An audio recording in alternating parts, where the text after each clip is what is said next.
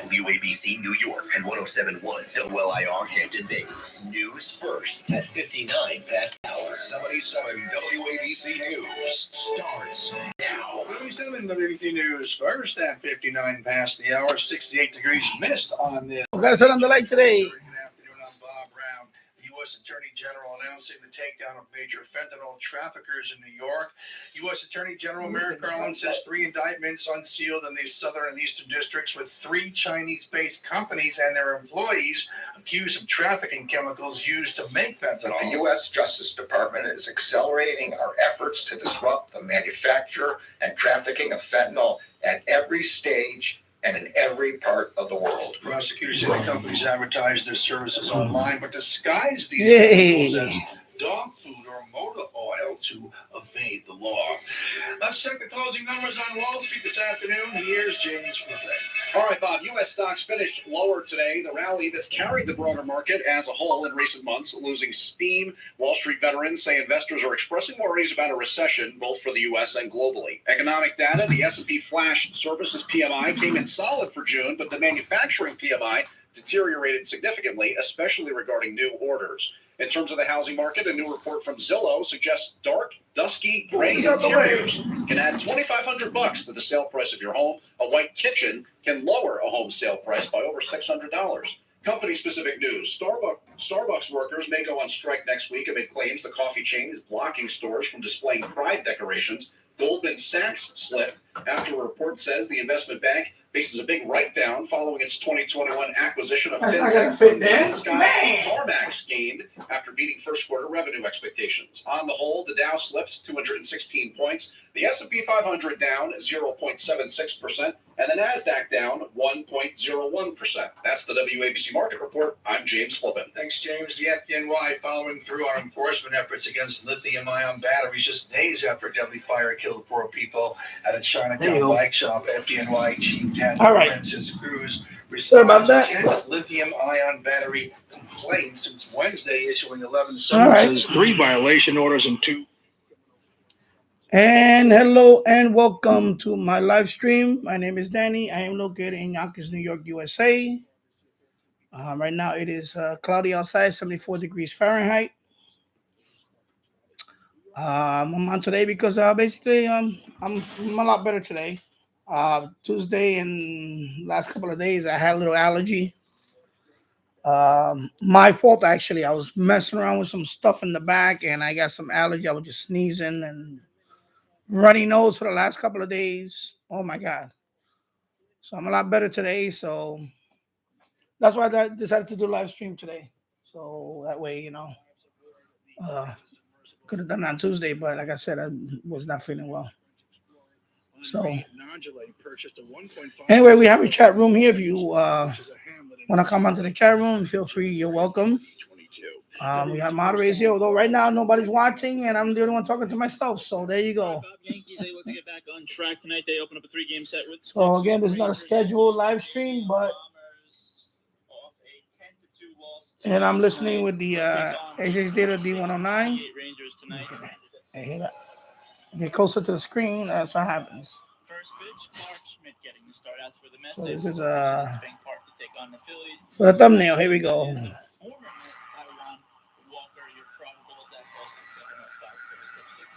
All right. 2 of the MLB storied franchises will head across the pond this weekend. The Cubs and the Cardinals will play in the London series that starts tomorrow, goes through Sunday. It's the first series that will be played in London since 2019 when the Yankees. So as you can see, I'm still organizing here. It's a lot of moving. A lot of moving stuff up here. I got to bring all the antenna wires up here. 3-game series. It starts tomorrow, Saturday night, 7 p.m. All the of course, I have the Ethernet coming up here, which last stream was okay. It was good. I had no issue with that.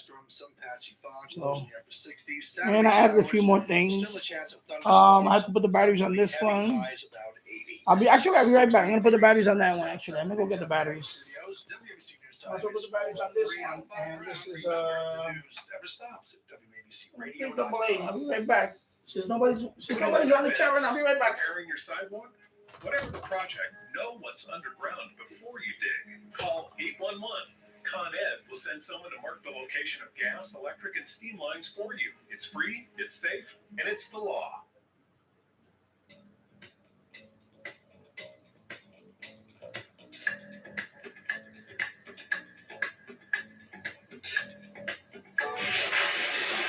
Attention ditto heads. Attention Boy Scouts. Moved by the student emotion. Thirdly, it's time for the soul of excellence. He is a radio host at 77 WABC here in New York. The Rush Hour is on the air. Rush. Now, here's Bose Nerdly. Welcome indeed. It is Friday. Welcome to Bose Nerdly's Friday Rush Hour here on WABC. If you would like to be part of the program today, 800-848-WABC is the number to call, 800-848-9222. Kash Patel, renowned American attorney,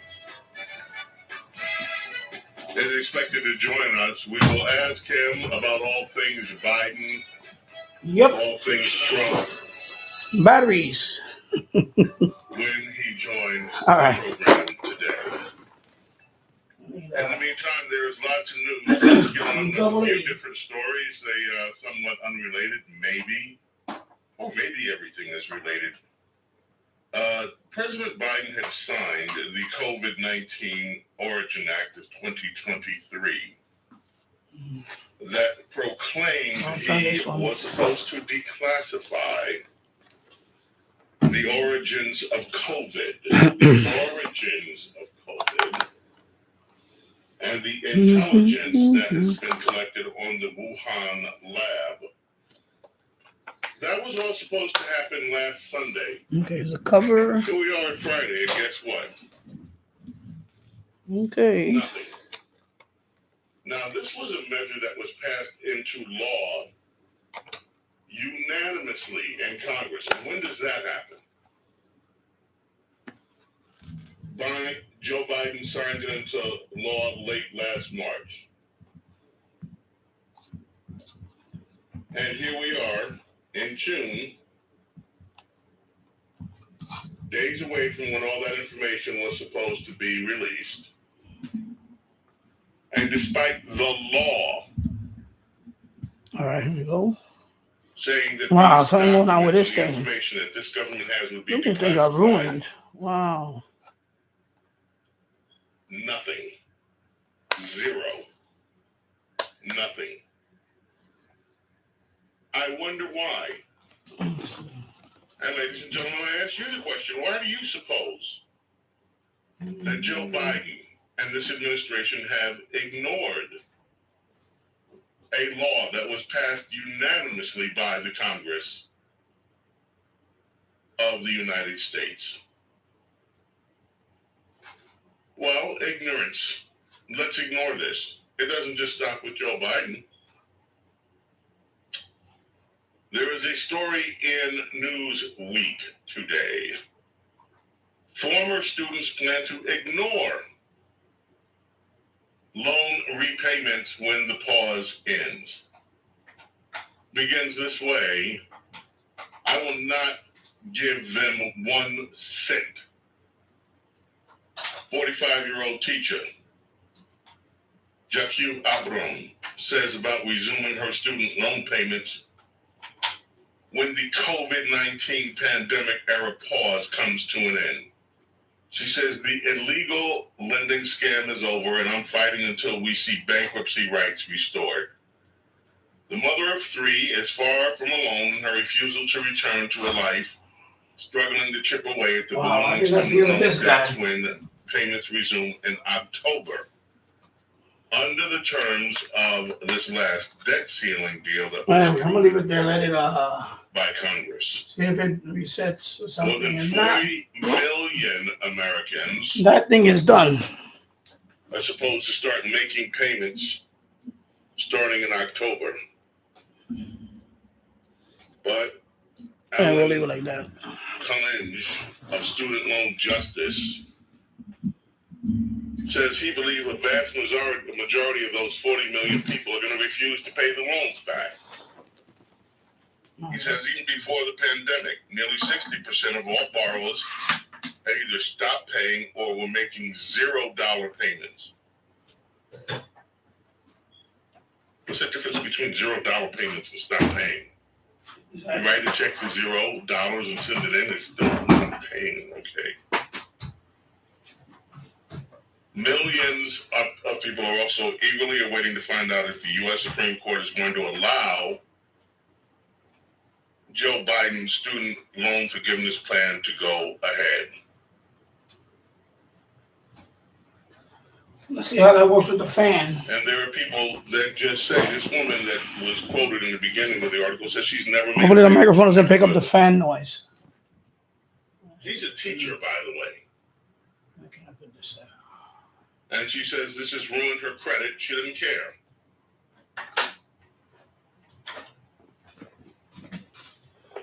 Another person, John Connors, 53, Rhode Island, says his initial debt was $60,000, but now he owes $100,000, 100 large.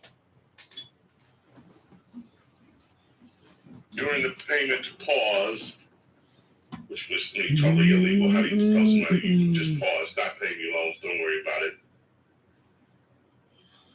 He says he's been able to put some money down toward his 4 children's need to make repairs on the family's home. And he says when the pause ends, he's not going to start paying money back on the student loans. I think that's the end of this guy. In the absence of bankruptcy protections, I feel student loans are illegitimate loans. That's what I feel. Yeah, well, maybe you should have felt not to borrow the money. You felt okay when you borrowed the money, but now you feel like it's an illegitimate loan when you have to pay it back. And there's story after story. Now, I mean, some of the numbers I do have sympathy for. You borrow, there's a woman here, registered nurse, Christina Williams, Athens, Georgia. She says she borrowed 25 G's to pay for a master's degree so she would be able to continue her work. And today she owes over $113,000.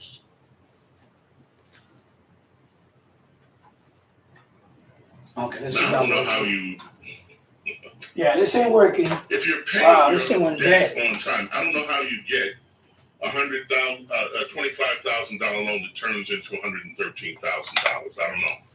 Wow. Sounds like a vig. And so I understand that there are people who are like, you know what, this is a scam. Okay, so that's but pretty if you much don't pay your bills, done. Guess what? That's done. I think that's the end of that weather station. This is why you're supposed to pay your bills, I thought. I don't know, maybe some of you have taken these student loans and can bring your experience to bear on this. I don't know, I thought, and I'm going to admit this is probably naive on my part. You borrow money, they lay out the terms of the loan. You say, yes, I want the money, I'm going to borrow your money, and these are the terms, okay. I don't know how you then come back later on and you say, I'm not paying the loan back because it's an illegal scam.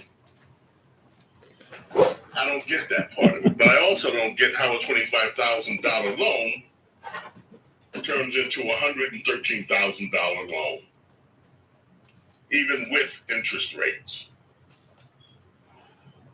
So I know that there's something about this story I'm not getting, but it seems to me,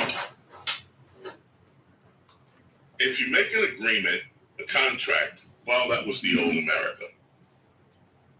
Or if you made a contract with people you're supposed to keep. I'll put it right here for now. Reading and math scores plummet as racial and sexual activism replace academics. That story today at thedailybs.com. As America's public education system reports the worst literacy and math performance in decades. Slow day. In schools, 14 minutes and 54 seconds, and nobody has been in the chat yet. Wow. On the supposed virtues of racial and gender. It's all right. Ain't the first time this happened. I think the longest was 12 minutes.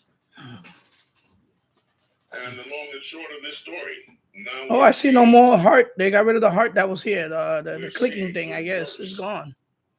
Wow. Oh, so they got rid of it. I don't have it right now. I don't have the little heart thing. Well, I won't know until somebody chats here, but I don't see it right now. Wow. But you can ask them anything you want about gender. You can ask them anything you want about drag queens. You can have drag queens reading to kids and kids stuffing money in drag queens' bras or underwear. That's okay. But good Lord Agnes, don't let your kid come home knowing how to read or how to do basic math anymore. Those things aren't important. It's important that they... Yeah, well, that's everywhere in this country. And hello once again. 16 minutes, here we go. What's up? Hey, hello, Jim's Radio Check. How's it going? I know unscheduled stream, but I figured I'd just do one tonight because I was going to do one on Tuesday, but the last couple of days I've been really had a little allergy. It was more my fault. I was working in the yard, and then I have a swing set, adult swing set that, and it has like cushions on it, and the cats, they've been sitting on it, and I'm kind of allergic to, I'm not really allergic to it that much. It's just that it was so dirty, and when I handled it and I put it in the washer, I guess it triggered an allergy, and I was sneezing all day yesterday, and the day before that I was, I'm watery eyes and all that. So anyway, I'm a lot better today. As you can see, a lot better today. I had to take some Benadryl and things like that yesterday. And so, and plus it's been like that. I don't know if I guess it's me here in this area. We had so far we're having the coolest June. It hasn't been really hot. Right now it's only 70 degrees, 72 degrees. Actually, it was 74 degrees. Of course, the last couple of days been raining. It's gonna rain all the way till Monday, on and off. So this month has been it hasn't been like a real hot month yet, like real hot and sunny. And so I'm hoping it's not gonna be like this all summer. I'm hoping it's we get more sunny days than Well, we're getting rain now here. So you do have a drought over there, Jim. Wow. Hello, Theo. Yeah, Danny's in the house. So 92 degrees there, and the drought is severe. Wow. Yeah. Well, over here, it's just been like cool. It's good weather. Don't get me wrong, it's not really hot. I know in a few weeks I'm gonna be complaining that it's too damn hot. Like right now, I just put this fan. I have the box fan here. I have a window fan. So I don't want to put the AC on yet because, I don't want to carry it upstairs. But so far, so good. I mean, it's not that uncomfortable in here. So I've just been bringing up more stuff. I actually populated more stuff here. As you can see, let me lower it on this microphone a little bit more. So I brought up the floppy drives for the Commodore and some floppies, and I brought the data set, that cassette thingy for the Commodore. I'm bringing up more stuff. I'm decorating more stuff. I have an old controller for PC, flight simulator type thing. I'm bringing more stuff. I put the poster up there. My Yesu poster. I was trying to find a frame for it, but too expensive. And this is like an odd size type poster. So I couldn't find it. I couldn't find something close to it. And the one that was close to it was like $54. I'm not paying $50 for a frame just to hang up that poster. So I just put double-sided tape and hang it up for now. And let's see how it holds up. And then, of course, the French radio thing that I spoke about a few months ago, and I bought the radio off of his widow. So I always put that on my shack. Then I put another thing up there. Is the old world, like old, Explorer. What's up there? Oh, the poster looks good. Thank you. Yeah, I wanted to put in a frame, but the problem is that Michael's has a frame close to that size. I think it's 34 by 20. What's the size? 34 by, I forgot. I'm trying to keep it steady here. 34 by 24. So they didn't have that size. They have like a 32 by 24, which is not good. I can't use it. So I looked at Amazon. There was something close to that, but it wasn't like this. It was more like it was more like you hang it up. I didn't like the style of that one. And that one was like $54. So I'm not paying $54 for a frame for that. Forget it. I just hanged it up like that double-sided tape. If people like it, they like it. I'll leave it up there for now. So far, I got 1 like on it. So thank you, Jim. Double-sided tape. Because I was gonna buy a laminated world map, like I guess like the one Jules has, and that one is about the same size. I saw it on Amazon for like $26, but I really wanted to hook this one up because this is an amateur radio one.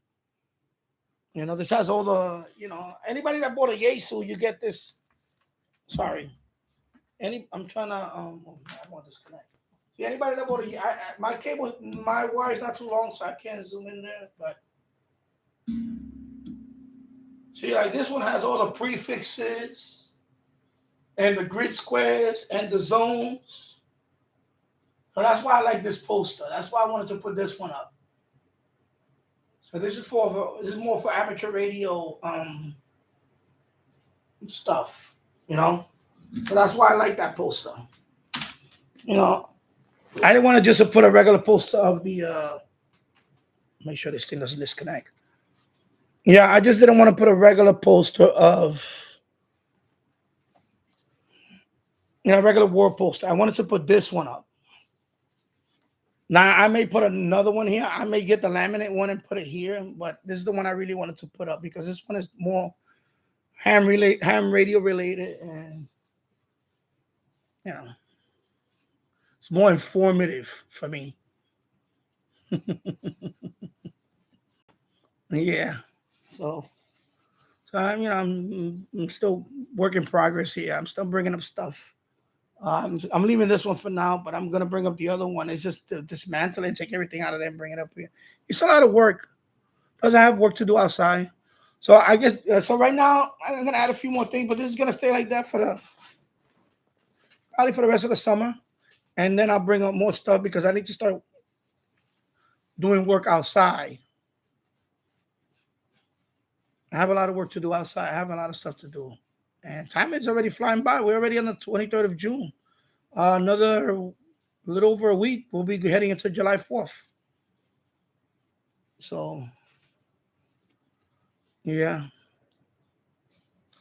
So today's like a weird day with the chat. I don't know what's going on. Now I have nobody watching. I have 2 likes. I got nobody watching. It's like people coming in and out. But I mean, I get it. I'm unannounced here, and I get it. But this is weird. So, and another half hour, I'll just call it in. I'll be like, okay, I did a live stream today. Okay, here we go. Blah blah, whatever. I can just put on the radio and leave it on. I'll just walk out of here. It doesn't matter to me.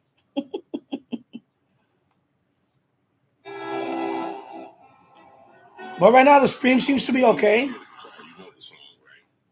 Oh, I don't want to get a copyright. He's going to play music now. No, I don't want to get a copyright. He's playing music right now. Well, we'll see. Because last time I had my radios up here was a few years ago. But I didn't know much about my loop, the way my loop works. I had it near. Yeah, they should work better. I mean, they should work about the same. But I noticed on this wall, anyway, we'll see. But like, for example, this radio, I'm sorry, right? You know, it's on AM. All right, he's playing music right now. I'm not gonna play. But right now, I don't get no interference. Now, if it's really sensitive. If I put this radio by that window, sometimes I get something. But if I have this radio by this window, I'm good. So it depends. So I think it's about the same. Even the boiler room. I'm finding some spots that I can't listen to. Even with this radio in the boiler room. There's some spots that I can listen very well with this radio.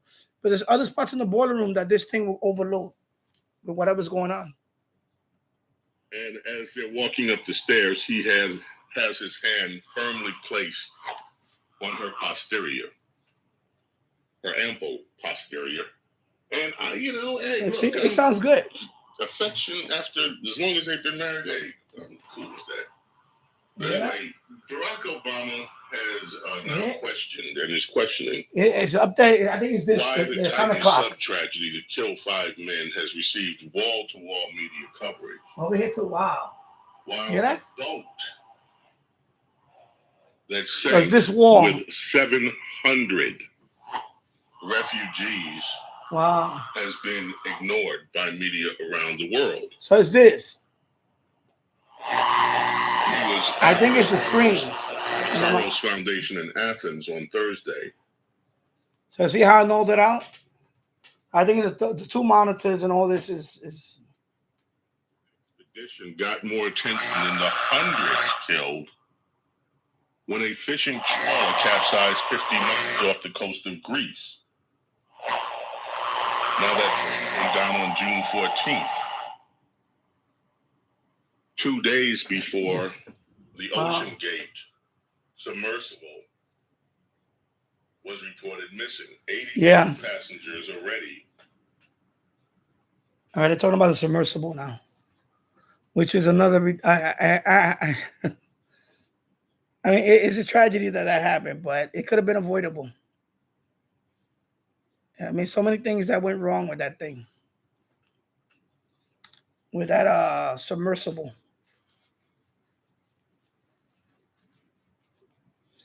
So you just saw an example. I don't know if it's a monitor or the LED light over here or something. You know, if I point it, but if I null it, that's it. It's fine. So the poster looks good. All right, thank you, Jim. So I got 1 vote for that. And your radios work okay in the basement, yeah. There's somebody jamming the NPR channel out of Champaign this morning. Wow. NPR, I can imagine. Although I don't know. Maybe it's just an interference or something else. I don't know if you want to jam NPR. Well, then again, I mean, I listen to NPR, but I listen to, once in a while. Like there's one, what's her name? Oh, Maria Hinojosa. I when she does stories, I like her. I remember her from way back when. I remember her from CNN. Maria Hinojosa. I like her. She's okay, even though she's NPR. She's on NPR. She's she does like documentaries and things like that, stories. And of course, the NPR stations at night here, they're all BBC. They all turn into BBC World Service after midnight. So we have a couple of them here. We have one on FM and we have one on the AM band. Yeah. Jim's video, check it out. I did a short video on that this morning. Okay. Right now we're gonna get an ad. So in about 15 seconds. So A word from our sponsor. Be back in 10 seconds. Oh, well, be back after the ad, you know.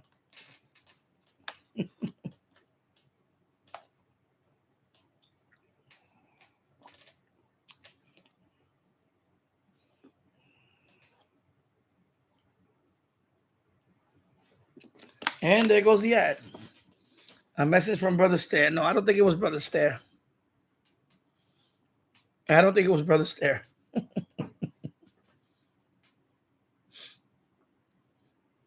Yeah, I posted a few videos today, but those were old. Those are from back in April. Because I have some I have some that were drafts. I said, let me start putting out these videos. So of course, a couple of them were like preaching or whatever. So of course somebody wrote, I don't listen to preaching. Unfortunately, that's what's a shortwave too, preachers. I mean, there's preachers everywhere. What are you gonna do? Oh, you like the old commercials? Yeah, I need to comment. I need to reply to some of that comments. Yeah, I have a few more. I downloaded a whole bunch of them, and I have some I have some computer ones. I put that one on my vintage computer channel. If you go to my channels, there's one says Danny Vintage Computers. I have a whole bunch of them there, but those are computers like Commodore, the PC. I have computer videos.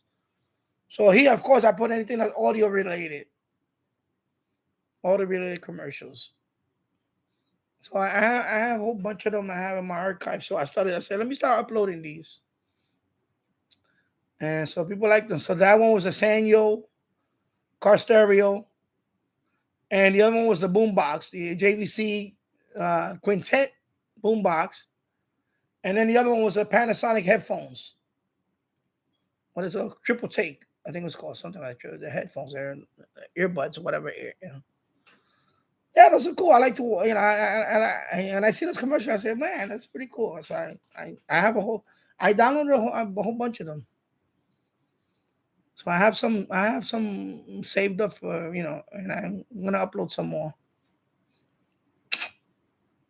But I have some on computer related stuff. I even have the Computer Chronicles. I have some of those too. Computer Chronicles. I have a whole bunch of those episodes.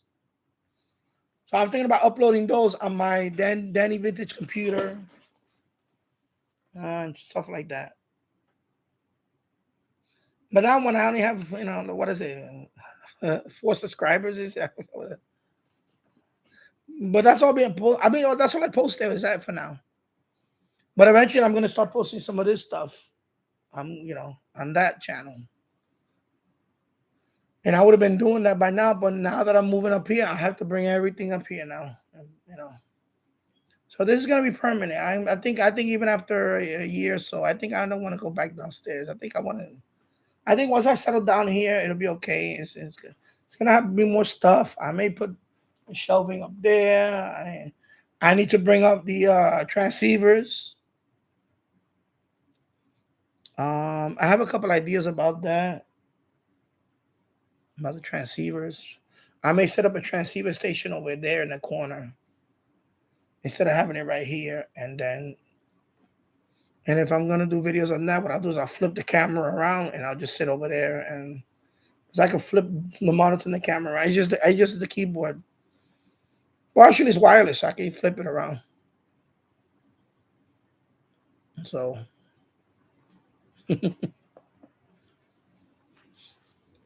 yeah, let me see what let me open up the other window over here. Drag this over here.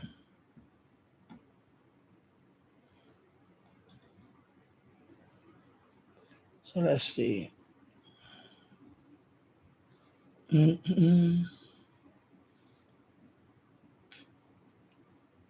me try to find your channel. So let's see. Okay, it's someone jamming NPR 580 AM on interruptions now.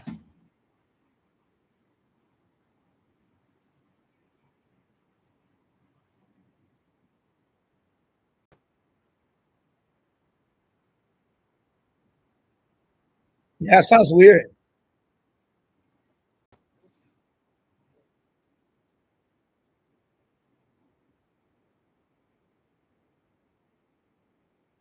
Yeah, that's weird. That is weird.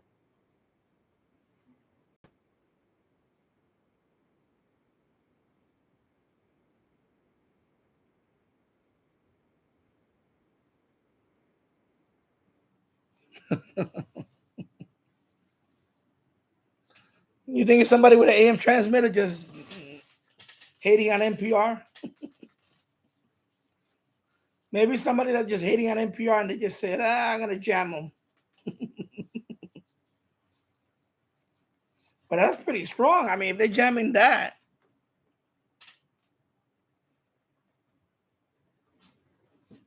because that's coming from Champaign, right? And you're 100 miles away or so, right? You say you was about 100 miles away. Yeah, maybe it could have been a local, AM pirate or something. It probably was maybe unintentional. Maybe it wasn't intentional. Maybe they had the station on 580, but what you hear that weird noise. That's weird. But I mean, so that's probably more of a pirate. You just probably, it just came out that way. Yeah. So just ready to check. I don't know what I don't know. It went on for about 2 hours and it all suddenly this it was gone. Okay. Yeah.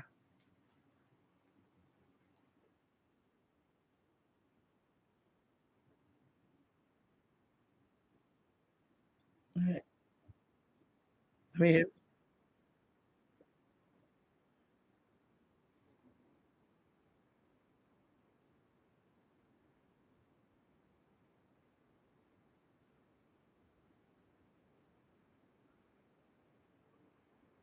it sounds like voice. It sounds like single sideband or something voice. So, or maybe that's what they call image. Maybe it's an image from somebody transmitting, and like I mean, somebody transmitting like maybe on what is it? Not 160, but maybe 160, and it's like maybe somebody's transmitting on 160 meters. Cause that sounds like voice, like a single sideband, like somebody was talking. Yeah, that could have been like an image or something, or what they call that, harmonic, and they just happened to be on the station, and it could have been local. Maybe it was local, and you know, and it sounds, and it's just, um, it's bleeding over this frequency. Yeah, yeah, that's weird. That's a good thing about it. You gotta make a video out of it. There you go. But that's what it sounded like. To me, it sounded like voice, like a single sideband voice, and you know, maybe like I said, it could be a harmonic or something, or something like that. Yeah. I'll go back to the radio. It's over $8 million. We will walk away scot-free, having Yeah, see? willfully not paid income If I put it like taxes, this, having lied on his documents to so this is what I tell people. People say, "Oh, I get noise in the house." Sometimes you just gotta move the radio around. Cause this room, when I first had radio, I had radios here a few years ago. I have a video that I was gonna use this room as a shack, and I had it temporarily. I had a few radios up here, but then I changed my mind because I didn't like it because I was getting some noise. But at that time, um, it was more. there was some noise, but it was more on when I first got my MFJ 1886 loop. Mind you, that was my first loop antenna ever. So I didn't know how to maximize that loop. So at first I had it indoors. I had it right here. I was testing it. I put on an umbrella stand. I had it right there by the window, and the thing was noisy as hell. I was like frustrated, like, wow. So then I finally, of course, that was, I had it outside and I was doing, but when I came up here, at that time, I wanted to try it here. See, it wasn't good, noisy. I couldn't do it. Finally, I put it above in the roof, a lot better. Okay. And then at that time, I had like 75 feet of wire from the pole going to the other across the yard. So what I did is I hooked that up to here, and I made a couple of videos on that with this radio, with the and the audio was awesome. It was, everybody was like, "Wow, that's a strong signal." Wow, I was like, "Yeah." No, it was the NFED. Excuse me, the NFED. The old setup, not the NFED the way I have it now, the other way. I had it from the roof going the other way. And in this room, the audio was beautiful. So I think in this room, let me turn that off. In this room, okay. I was trying to stand it up and it fell over. In this room, I noticed on this wall, I'm okay. Even on this wall, but on this was the wall that I really want to be doing my radio listening. I don't know what it is. Hey, listen, sometimes, whatever. And that's the thing. Whatever works for you, it works for you. When people ask me, what's the best place indoors? Every place is different. In this house, every room is different. Okay?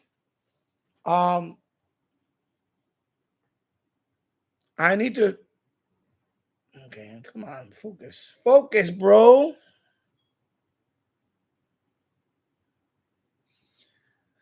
In this room, I believe these two outlets are not grounded. So I need to check. I haven't done that yet. I'm going to do it. I don't want to do it right now, but I'll do it at the end of I'm going to check them. Because exactly, Jim, there's a million things that can give off noise to the radio. So when people ask me a general question like that, what can I do? Of course, this is a portable radio, so there's not much you can do with this. You cannot, it's just location. In this case, this radio, I just demonstrated, right?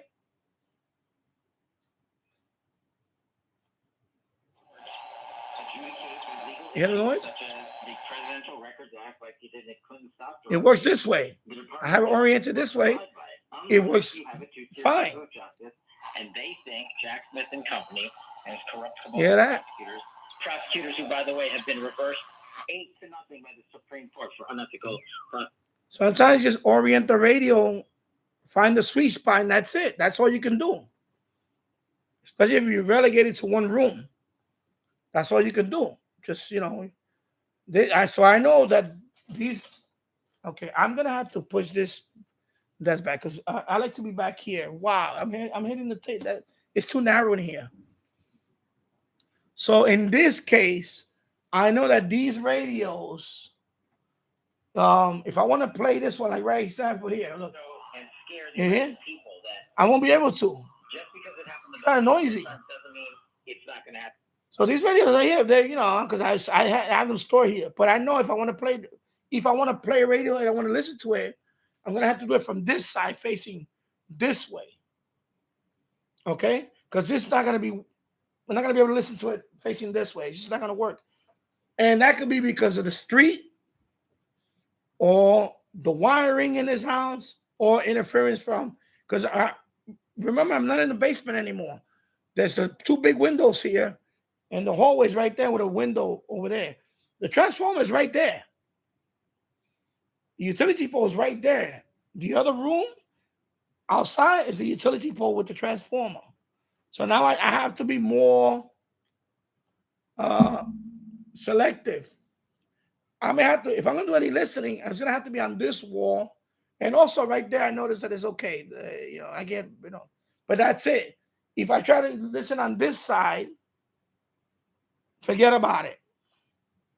And also my lights, my monitor. I have LED light right there. I have LED lights up there right now. Of course, all that's creating noise. You're right, Jim. Jim's ready to check. I noticed that on some radios, when you turn on the light on the radio, it actually interferes. Yeah. Yeah, of course. I have a LED light right there. I have an LED lamp right here, color lights and all that. Yeah, of course. So I know if I'm, when I'm really going to be serious about listening to the radio, I'm not going to have all this on. But I know I'm just demonstrating that you have to find the sweet spot around. Oh, you're talking about the light in the radio? No, I don't. I never had that issue. Never had that issue. Follow up on some of the backstory history, and in a brief interview, I can't do that. So I'd like to, if you have the because time, when I lay down with the radio, I put the light on, and it doesn't. But I notice in this room, I have to be more selective on where can I place the radio if I want to listen to medium wave and even shortwave here. It's not anywhere in this room, and it's just not going to work that way. So even in the basement was like that too. There's some spots in the basement I couldn't listen to the radio. I would have spots where it was a little noisier than other spots. So, because I get that question a lot. People ask me, "What's the best place to listen to the radio?" People say, "Oh, right away the window." That might not be the case. That's not the case here. These windows right here, I cannot put a radio nearby those windows. I don't think so. I don't think it's gonna work.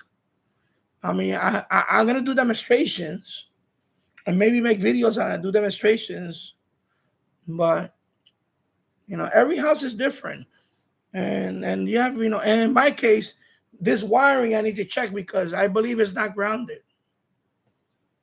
So that's another thing, because I might have to rewire that and try to ground it somehow. Because my older brother did that years ago. And he obviously he didn't know what the hell he was doing. I'd say it like now that and then somebody came and fixed it. Another electrician came and fixed it, but I don't know. I never checked it. I never checked this to see if it's ground. So I'm going to check it and see. But there's so many variables to it. But well, of course, right now I have LED lights like crazy. I have an LED ring light right there. I can show you where the best donuts are. And I'll show you what I have on right now. And I have this LED ring because I need a little bit of brightness in here. Otherwise, I have these lights over here. They color lights. I have these lights here. Of course, I have 2 LED screens right here. One, and then I have a second one right here. I have 2 screens here. So that's gonna emit stuff.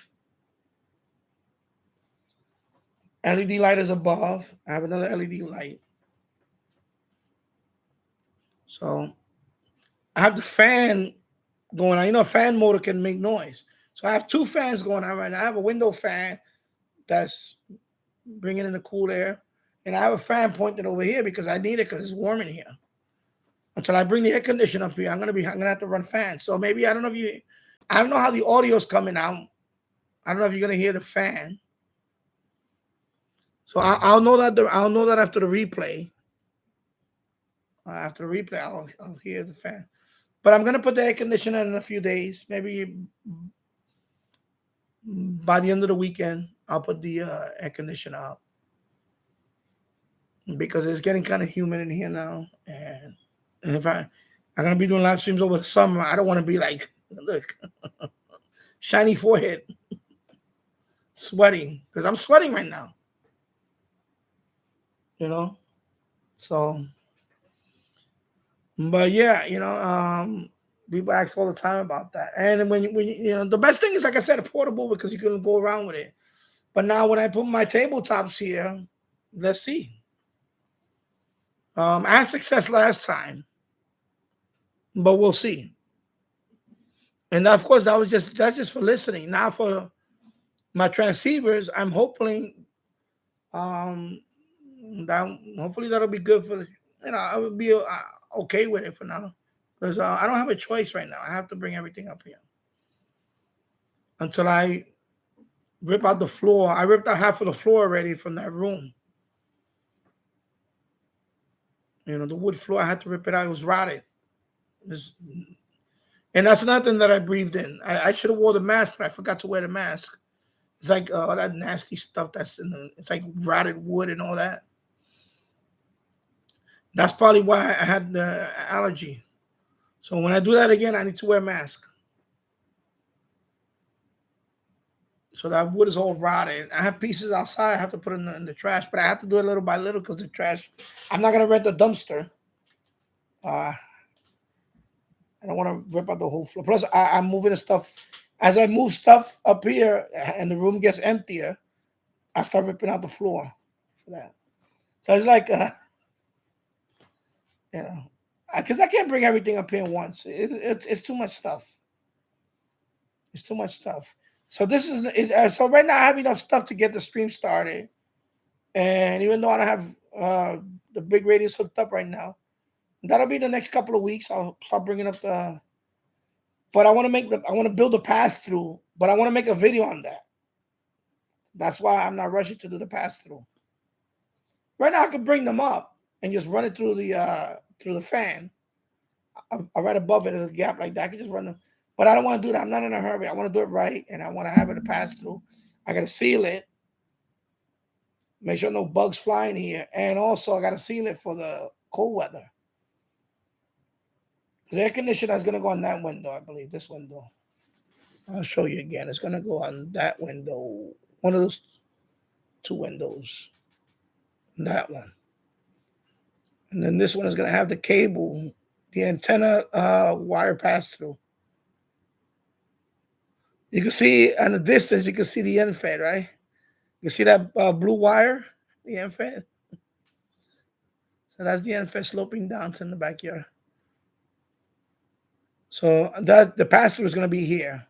And then that's going to go into the radios. So that's why I'm going to put the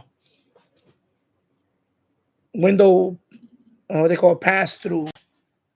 So I'm going to use a piece of plywood. I'm going to drill a hole.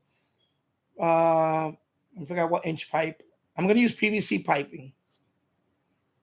I'm going to put that in there. I'm going to see it. Of course, I'm going to glue the pipe into the pass-through. Then I'm going to do 2 elbows because I want the pass-through. I'll do the video on it. So obviously, when it rains or whatever, I don't want the water to go in the. So you got to put the elbows facing down. And you run the wire through there and then through the other. And that's it. And then you seal. You can put plastic, like I use plastic bags. You can just stuff it in there. So no bugs won't come in through there. But I'm going to use PVC piping for the pass-through. Of course, MFJ sells one that they have one that has a lot of SO239 connectors. I don't want to do that. And I just want one big one because I have all types of connectors. Some of them are BNC. Some of them are, PL259. What is it? One of them is going to be the SMA for the MFJ. So they're all different type of connectors. One of them is going to be regular TV coax. And I'm going to have 2 of them. One is going to be for television. One is going to be for my FM loop. So we're talking about 6 or 7 cables going through that PVC pipe. And that's why I want to make it big so I can put all of them. And then I'll just seal it with some plastic bags or something. Not, a foam or anything. I don't want to do it permanent because I may need to take out a wire one day and bring in another one. So it's not going to be permanent, the seal for that. And I'll make a video on that. I can show people that way, if it helps somebody, because I got the idea from somebody else. And I was like, man, that's the way I'm going to do my pass-through. I'm going to do it that way. And, I think it'll be better. Yeah, because I was looking into buying that one with the SO239 connectors, and I said nah, but it's like 50. I think it was like $70 or something. I forgot what it is, but that's not what I want anyway, because I'm always putting different cables. I want to have more freedom. And actually, with that one, with the one I'm gonna make, I have one. It's gonna have a lot of wires, but I could make a second one. I just gotta make another hole, and I can make a smaller pipe. I can bring in another one through there, and I think this is the best way for me to do this pass through. And I'm gonna paint it too. I'm gonna paint it so it could be because it's gonna be out there in the elements on the other side. So I'm gonna paint it or stain it or polyurethane coating or something on it. And I think that'll be fine. Nothing super fancy. It's just as long as it does the job, that's it. Yeah. So right now it's 56 minutes in, 6 people watching, and 4 likes. Thank you. And I noticed we don't have. I was saying it earlier. We don't have no more of the heart thing. No more of the heart clickety clickety clickety and all that. It's gone. I don't have it. I don't see it on my live stream. The clicking thing. You click the heart on. I guess they're experimenting with it. So this is my last live stream. I had it. But this one, I don't have it. So, yeah. So anyway, I also wanted to talk about what happened. Well, yeah, as unfortunate as a tragedy, what happened with the Titan submersible. But I wanted to get your take on it because as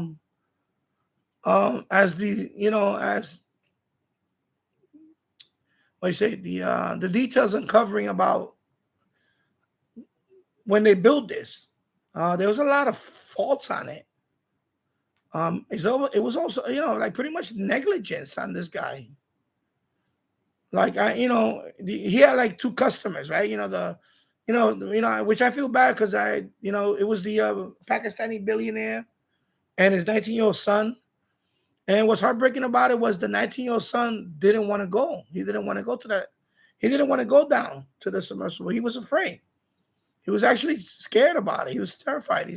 He was telling his family that he did not want to go down there because he was scared, but he was also scared to disappoint his father because his father wanted him to, which I think is pretty selfish. I'm sorry. That's a dangerous, trip to do. It's dangerous. And I would never do that. I would not do that. I would not say, So I just wanted your take on it about that. And I think that's pretty crazy when it came to that part. But the other thing was for example, they had no redundancy. Like, for example, the power system. Supposedly the submersible imploded. That means it reached a certain depth, and whatever was, it could have been maybe a bolt that was a little loose, or the carbon fiber could have been torn, or whatever. Anything that's faulty caused the implosion. That's it, because at that depth, the pressure is so, astronomically, ridiculous that any little crack or opening would have. So I don't know. I just wanted your take on it because I was wondering about that. Like, yeah. And there's other things I want to talk about because it just scratches my head about it.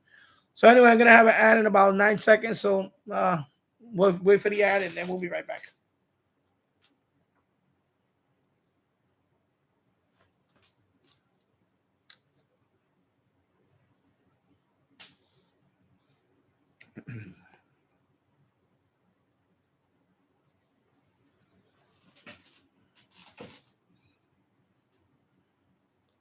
All right. Yeah. So hopefully the ad. That's it for the ad. Yeah. So this is a YouTube thing now. They're putting ads in me. So they warn me. They give me a heads up if the ad is coming on. So And you can skip through the ad, I guess, or whatever, but this is a YouTube thing now with the ad. So there's all these things that YouTube was trying out. So now we have ads in between in the middle of the chat. So yeah, so this submersible, there was a lot of things wrong with it. I mean, first of all, like the controller. I think they used a Game Boy controller or something, but there was no manual controller. So if the Game Boy controller failed, I don't know why I call it Game Boy controller. It looks like an Xbox controller. But it's not a Game Boy controller. Game Boy is a system. It's an Xbox controller. That's what it looks like. So if this thing fails, like, did they have a manual control? So that's one thing that was striking me kind of odd that they had. And the guy actually was demonstrating. He said, "Oh, you can just toss it around." And no, because from what I heard, and the information. First of all, when you get down there, it's very turbulent. Like you think the waves up there is turbulent. Down there is even more turbulent. So from what I hear, it's very turbulent down there. So it's not like you go down there and it's smooth. Plus, it's dark down there. It's dark. So, I don't think it's just like anybody can just maneuver that thing in the dark down there. It was a lot of things wrong with it. And they said that the GPS didn't work properly down there, I guess because it was way down there, 12,500 feet, whatever. Also, they didn't have the communication. That's what I want to get into, the communications. Because apparently they were using like texting. Like they didn't have no radios. They didn't have no type of radios. Like any type of radio. They didn't have anything like that. From what they were saying, they had no marine radio. Like it wasn't equipped with radios. Which is like mind-blowing. They didn't have no type of radios. But I mean, I don't know. That's from what the initial stuff. I guess they were using some kind of form of texting to communicate with the ship, which is, why would you do that?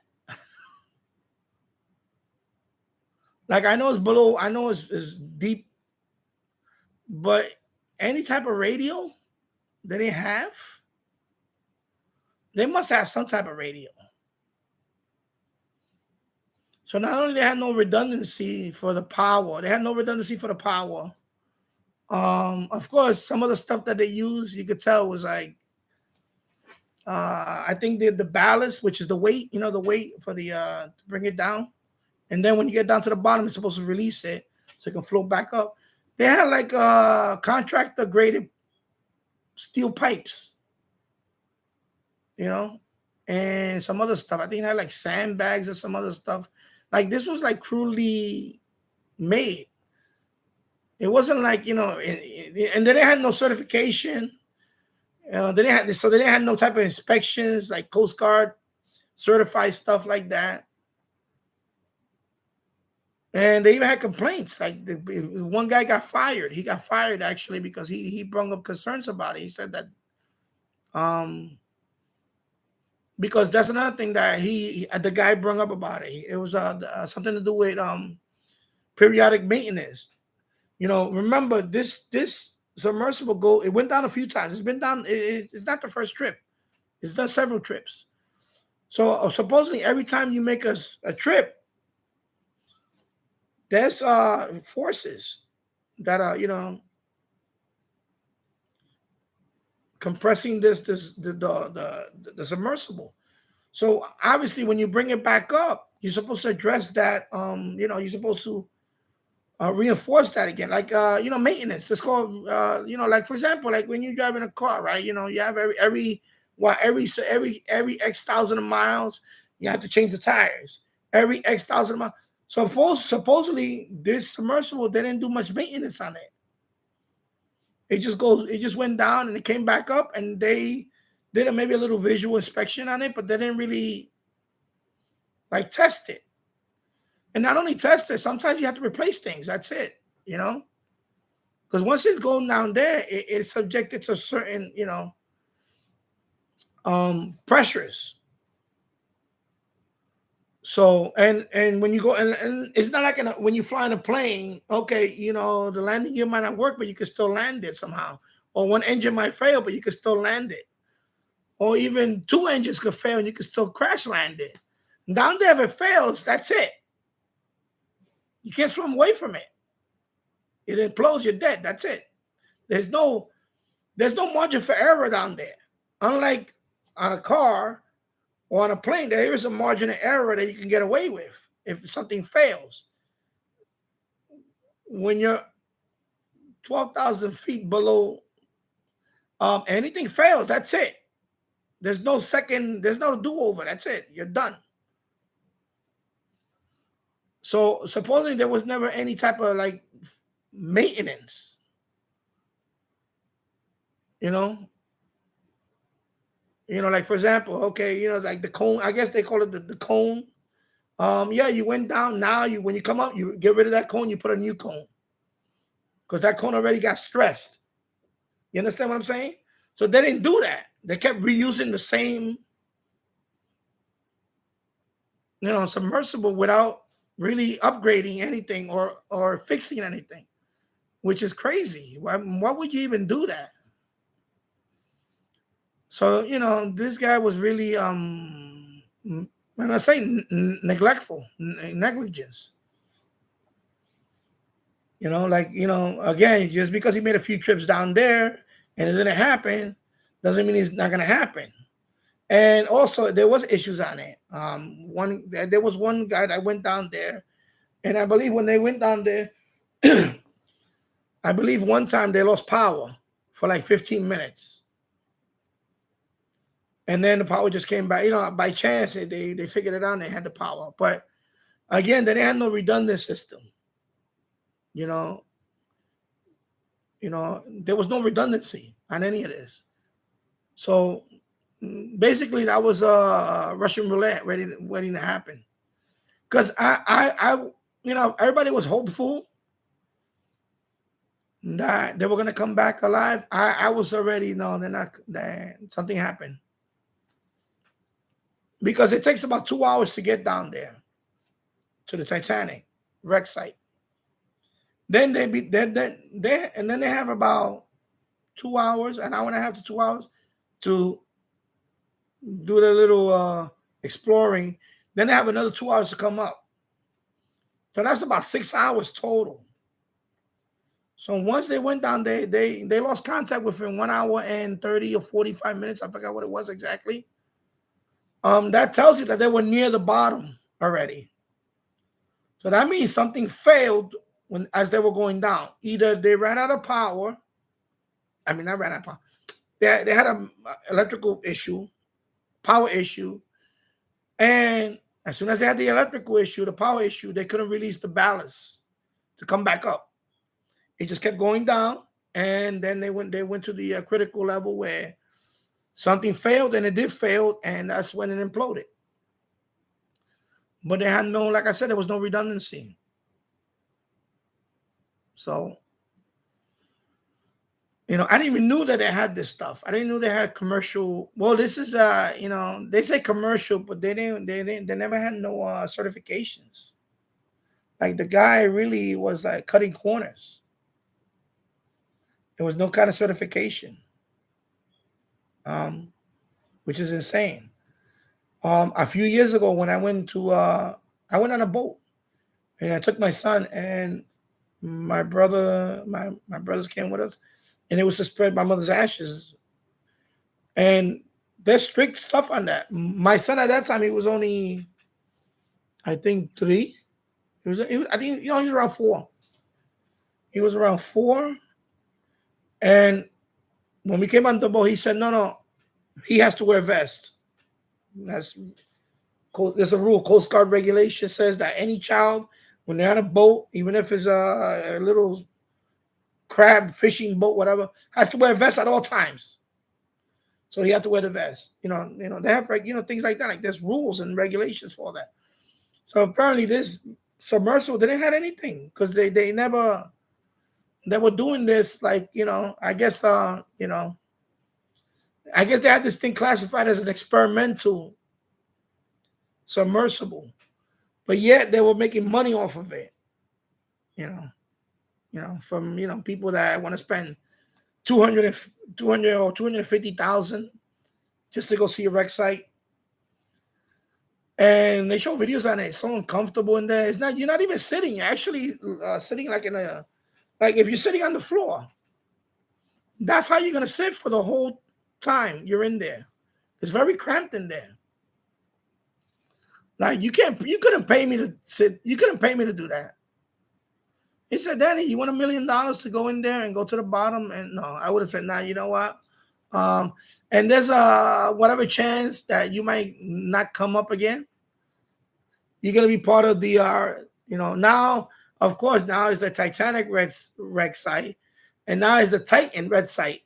So now it's two, I saw it on a headline. The Titanic claimed 5 more lives, basically. And that's another thing I don't understand about the Titanic thing. Like, that happened in 1912. I get it that, when they did the movie, they went down there and they have all the scenery. But I think they should leave it alone. I think, it should be preserved as what they call, like a memorial. You understand? Like, why people going down there? Like, it's just me. I have respect for the fallen. Like, I understand why they did it. They found the exact location back in the 80s. When I don't know when the original people that found the footage. And then of course some of that footage was used in the movie Titanic. But I'm saying after that, why are these people doing like tourist thing, going in there and like, I don't understand that. Because that should be a memorial. Like, they should not allow people to go down there. It's just my opinion. I think that, it's like every other. I mean, we have memorials for a lot of things. And it's like, we have 9/11 memorial, of course. We have memorial. We have the in Hawaii. We have the Arizona. There's a memorial for the USS Arizona, right? It's a memorial. It's a place where you can pay your respect for the fallen sailors. So I don't understand why people keep going down to this wreck site, and that's what happened. It's like, so I saw this from a movie a few years ago. If you keep chasing ghosts, you're gonna eventually join the ghosts. I forgot what movie this came from. It was a line that the guy kept saying. You keep chasing ghosts, you're gonna go meet the ghosts. So unfortunately, that's what happens to these people.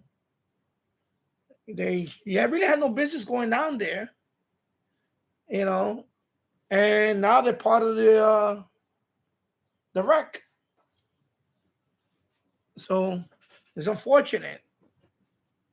But yeah, I just want your take on it because this is pretty it's sad, but it's also it could have been avoidable. Of course, the CEO of this Ocean Gate thing, he's part of the dead now. But I believe it was just too many corners, and I don't understand that whole people. Some people get a thrill about certain things like climbing Mount Everest and all this stuff. I was never a thrill seeker like that. It's just not in me. I never thought about I want to climb the highest mountain or I want to go down to the deepest part of the ocean. It was just not in me. I don't understand people that, I don't know. It's just me. I just don't understand people that do that. And unfortunately, this 19-year-old boy, because he's a boy, 19 years old. I don't care what you say. 19, yeah, he's a young man. He's a boy. He didn't want to go down there with his father. He made it clear to his family, I do not want to go down there. I'm afraid to go down there. But he didn't want to disappoint his father, which I think is pretty selfish of the father. That's pretty selfish. And of course, the father was some Pakistani billionaire. He's one of the richest men in Pakistan. But it's very selfish of him to take his son down there. And it cost their lives, you know. And to me, that's the heartbreaking part about the whole story, that the young man didn't want to go down there. But he didn't want to disappoint his father. Because they went down on Father's Day. The submersible went down on Sunday. It was on Sunday. So, of course, Sunday was Father's Day, and he didn't want to disappoint them. So, yeah. All right. So, Jim's Radio Check, you didn't get any ads at all? Wow. So, oh, good. Maybe selective. I guess some people get it more than others, and I don't know. And hello, the YouTube channel uploader. I hope you're doing well. Yes, I'm doing better. Yeah. Oh, so you didn't get it both times. So that's good. So no, I'm just talking about the submersible, the tragedy that happened. There was a lot of issues with that. Of course, the communications they had on that, I don't believe they had it. They must have some type of radio, but they didn't have. Oh, that's another thing that they have. They didn't have a pinging device, which wouldn't have helped anyway. The only thing that would have helped them if they would have been at the bottom, and it still would have been intact, and the pinging device would have kept sending the pinging signal. So they didn't even have a pinging, what they call a pinger, which is a device. It's a beacon. I watch survival shows where, you know, I guess every boat has that. If you're owner of a boat, which I'm not, they have a beacon in case, you know, the boat sinks or you're stuck somewhere, and you turn on that beacon and it sends out a signal. It sends out a ping or signal for them to find you, to locate you. And yeah, airplanes, of course. Yeah, airplanes have them too. So I was surprised that this submersible didn't have any type of. Anyway, but I mean, in this case, it wasn't going to matter because the thing imploded on the way down. But, you know, the people that went down there previous and the people that worked there, like, everything is coming out now that this guy was very neglectful. He was cutting a lot of corners. And I don't understand the whole carbon fiber thing. To go down. I understand carbon fiber for when you're flying. You know, you want the plane to be lighter. I get all that. Or I guess in this case, you want the submersible to be lighter to float back up. But I don't like that idea. Using carbon fiber on a submersible, I don't understand that. You know, because we have, people has gone deeper than the Titanic. The Mariana Trench is 3 times deeper than where the Titanic is at now. And they use a belt, like they call it a diving bell. It's a big, solid steel on a tether cable. And they bring that down. So nothing people were saying, why don't they just, it would have been safer to just have a bell, a diving, what they call a diving bell. I don't know what's the terminology for it. Like the what is it? Bathysphere, whatever it's called. I forgot the name of it. Anyway, like the one that went down to the Mariana Trench, it doesn't have its own power. It just a long cable brings it down. It goes to the bottom. They stay down there for a while, and it tethers it back up. You know, it releases the ballast, and it comes back up with the. But you know, somebody commented about that's 2 miles of cable.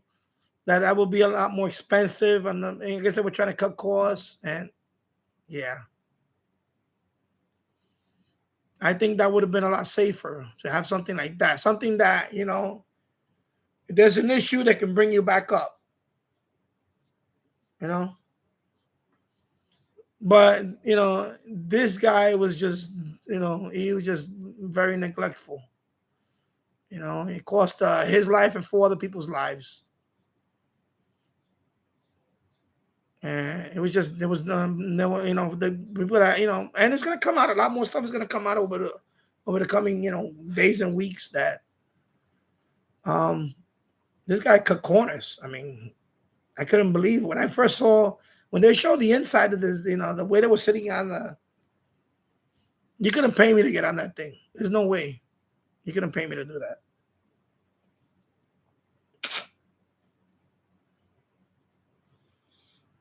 So YouTube, the YouTube channel upload of my video are great. I don't understand what you're talking about. Anyway, Jim's Radio Check airplanes also have, yeah. They a lot of, you know, even of course all the ships, they all have some kind of emergency beacon. You know, of course they have radios too, which I don't understand this whole communication thing. Supposedly they use some kind of texting or some kind of. I just don't understand that. I don't understand the whole. Even again, even Morse code, CW. You know, CW. Of course, nobody there, especially the operator himself and the other geniuses that were there. I'm sorry to be sarcastic, but CW. You know, they had no type of radio stuff. Okay, I don't understand what he's writing right now. Anyway. Yeah, so yeah, like please don't ask me to check out your channel. I'll check it out when I want to check it out. Okay, don't ask me to check out your channel. I already made that clear last time we spoke. So don't ask me or ask anybody else to check out your channel. If you're gonna participate in the chat, we'll talk about whatever we're talking about now, and that's fine. If you got nothing else to say, then don't be in the chat right now. Okay? That's gonna be my final warning. Do not ask me to go check out your channel. That's it. Because apparently you're not understanding what I spoke about last time. Okay? You want people to check out your channel, just upload content on your channel, and that's it. That's fine. But don't ask me to go check out your channel. Okay, first of all, I don't have the time to check out everybody else's channel, let alone my other channels. Make content. My advice to people is you make content, and you know what? Just keep uploading content, and that's it. And you know what? You're going to learn from it. When you go to chat room and tell people that to check out your channel, it's annoying. It's annoying to me. It's annoying to my other participants in my chat. It's annoying. And what I do with annoying people is I'm going to give you the boot if you keep on annoying doing this. Okay? You need to understand that. You come into a live chat, just participate. Do not ask people to go check out your channel.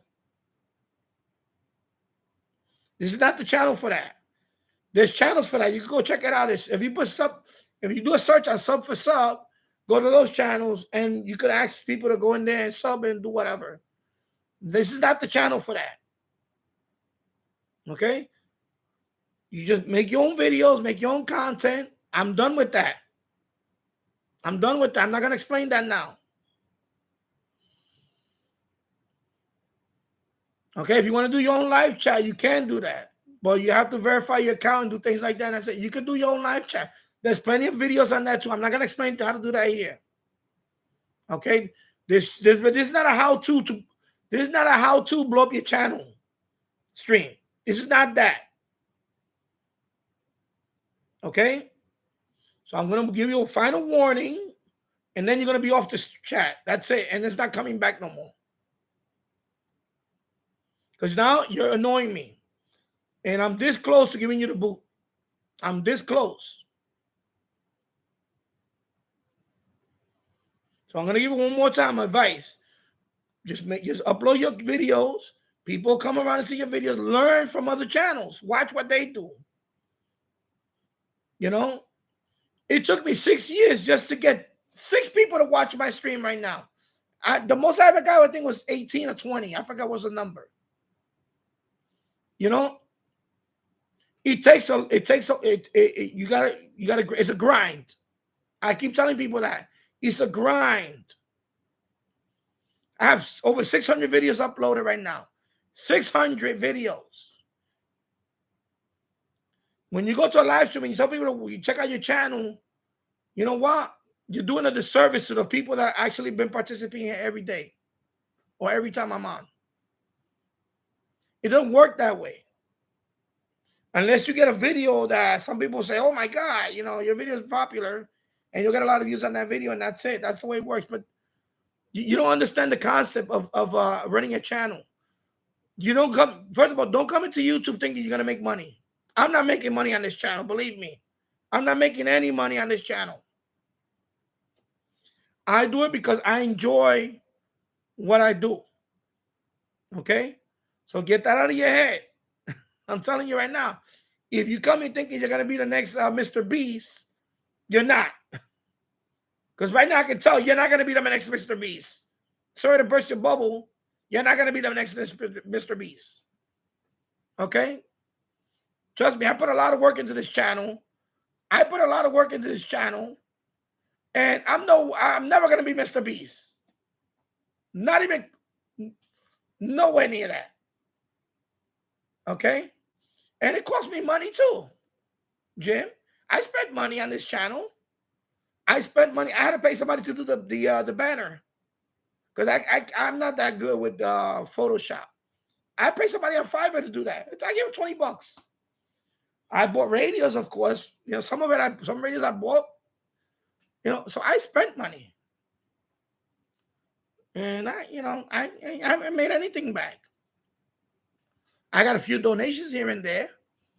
Yeah, of course, I got my desk recently, but they reached out to me. But that's after 2,400 and something subscribers. After 2,000 subscribers, I finally got approached by a couple of sponsors. Okay, finally, and because I was doing live stream too.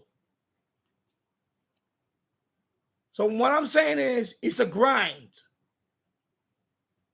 It's a grind. You're not going to be overnight sensation. It's not going to work.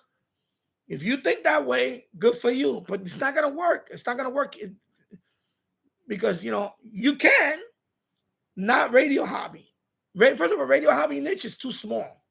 It's a very small community, radio hobby. Even ham radio, shortwave radio, AFMDX, AMDX is a very small community. So if you want to be Mr. Beast, you're picking the wrong niche. You're in the wrong niche for that. You're not going to be Mr. Beast doing a radio channel. I'm sorry. The most popular radio channel right now is Jill's official SWO channel. He has over 40,000 subscribers. That's it. He's not in the millions. He's not in the 100,000s. He's only he's only 40,000. And then, of course, you know, Tom Styles, he's at 15,000. And Todderbert, he reviews radio, he's only at 37,000. They're not in the millions, but they put a lot of work in their channel. It's a lot of work. It's a lot of work for a radio channel to be even, you know, to make any money. And you got a bunch of ham channels that are, you know, I've seen some that got about 100,000 channels. There's nobody that's in the millions. Put it that way. So this is the wrong niche for you to be Mr. Beast. It's not going to happen. You understand? You must, you know, do, you know, now if you get into gaming, you might, you know, but there's a lot of competition for that. Again, I have a retro gaming channel. Oh, just got to add. I didn't even look at the ad. Let me wait on the ad. Exactly, Jim. I do it because I enjoy it. You know? No, well, that subject is gone now. You know, I'm going to talk about this because I want you to understand that it's a grind, bro.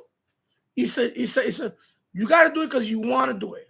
You got to get off that mindset that, oh, I'm going to go to this channel and say, can people please check out my channel and that's it. No, it don't work that way, bro.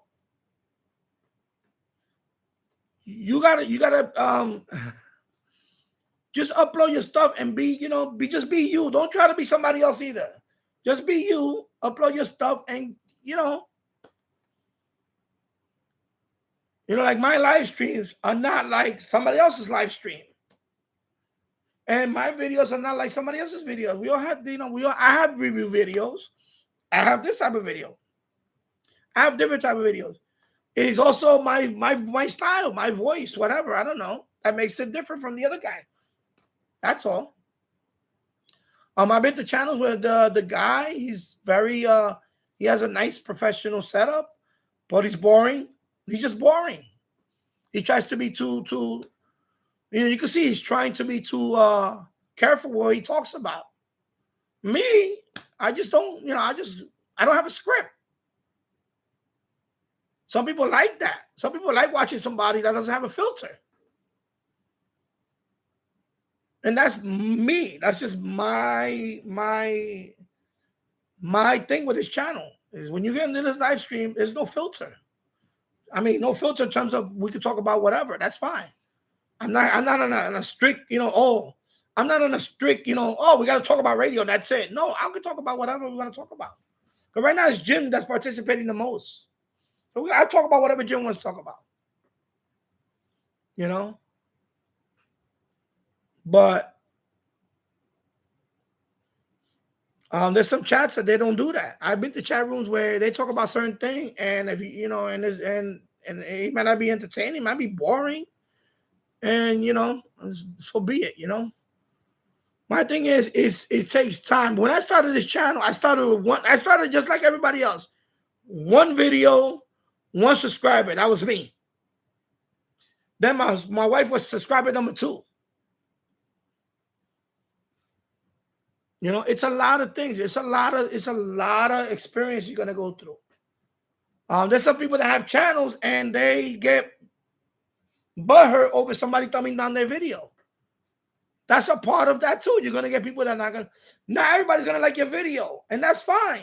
That's another thing that some people, the average a lot of people that go on YouTube, I think it's like 9 out of 10 don't make it out of their first year. They quit after 1 year because they see right away it's not for them. It's not for them. Because they think they go into the mindset, I think they're gonna 1 year you're gonna make a channel, and by the end of the year you're gonna have 10,000 subscribers and you're gonna be making some money. No, that's the exception, not the norm. That's the exception. Some people that can happen. Some people it didn't happen to me.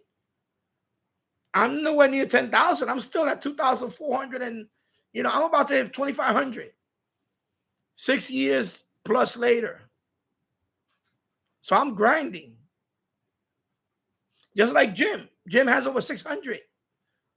We're grinding. We're grinding. I didn't go into this thinking, I'm gonna retire off of YouTube. No. And I'm being patient with you. Honestly, I'm being patient with you. Everybody understands that. You already been a couple of times here, and I'm trying to make it clear to you, and apparently you're not understanding that. And I'm trust me, I'm being very patient. The easy thing to do is to just kick you off, and that's it. But I really want to show people that I'm a patient person, and I want to help you. But the best way to helping you is I'm giving you advice. Don't go into this thing thinking that you're gonna be the next Mr. Beast. That's not gonna happen. It's not gonna happen. You're not gonna be the next Mr. Beast. Just have fun with your channel. Enjoy it. You're gonna learn from it. I sometimes use certain keywords. Oh my God, I got more views on it. Or a certain thumbnail might work. I'm learning. Listen, I'm 6.5 years in, and I'm still learning something new every day about YouTube. Plus, YouTube keeps changing. You know, that's another thing. So I'm still learning about how to make my channel, you know, how to get more views, how to get. There's people that have less videos. They've been around less amount of time, and they get more views than I do. That's fine. You know what? There's some things that I don't know for whatever reason. I don't know. I don't have the most beautiful smile, so maybe some of it is that. I have a face for radio, you know, but that's okay. And when I started this channel, that was another thing.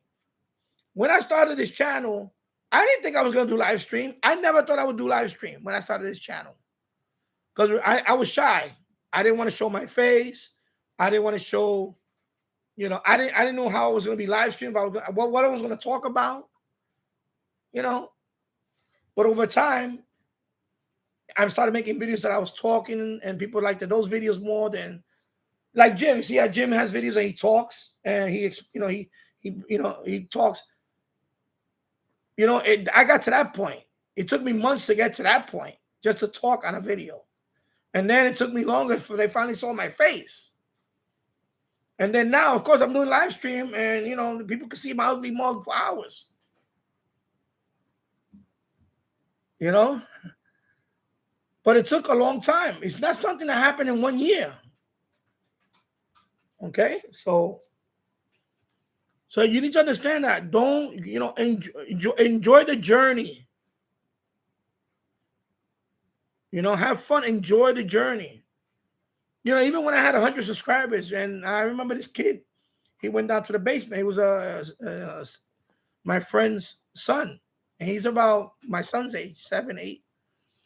And he saw that I had the channel right there. And he said, "Oh my God, you have your YouTube channel?" I said, "Yeah, but I just went over 100 subscribers." He was so glad. He was like, "Oh my God, you got 100 subscribers. Oh my God, I wish I could get 100 subscribers." And I was happy that I had 100 subscribers back then. Trust me, I was happy that I had 100 subscribers. Then I went to 200 subscribers. You know what I'm saying? Now I'm at 2,000, you know, whatever. And I'm looking forward to 2,500. And then hopefully I'll get to 3,000 by, who knows, maybe the end of the year. I hope. But, you know, small goals. Make a goal for yourself. Make a small goal. First time we start out with get 10 subscribers. Then you want 50. Then you want 100. Then you want 200. Then 300. Then 500. And you know what I'm saying? Be realistic. But work toward that too. You understand? It's not going to be given to you. It doesn't happen that way. If that was the case, I would have been filthy rich making money off this channel. It don't work that way. It's work. It's a grind. In my earlier videos, I didn't do editing. After 2-3 years, finally I started doing editing. After 3 years, 3 years. About 3 years. I finally started doing videos with editing. I started editing videos, and I made tutorial videos and editing and all this thing. And finally, you know, it takes time to learn all these things. So now I edit videos now, and I'm getting better at that too. It's not just shooting videos. Now I edit videos, things like that. And let me catch up on some of the chat. So Jim's ready to check. My channel costs me money, and I don't make any either. Yeah, but at least you'll have monetization soon. And now you could do now they lower the monetization on some things now.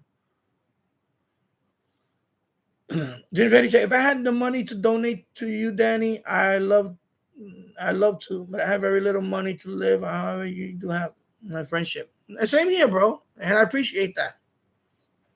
Like I don't need, like, I'll be honest, I don't need the donations.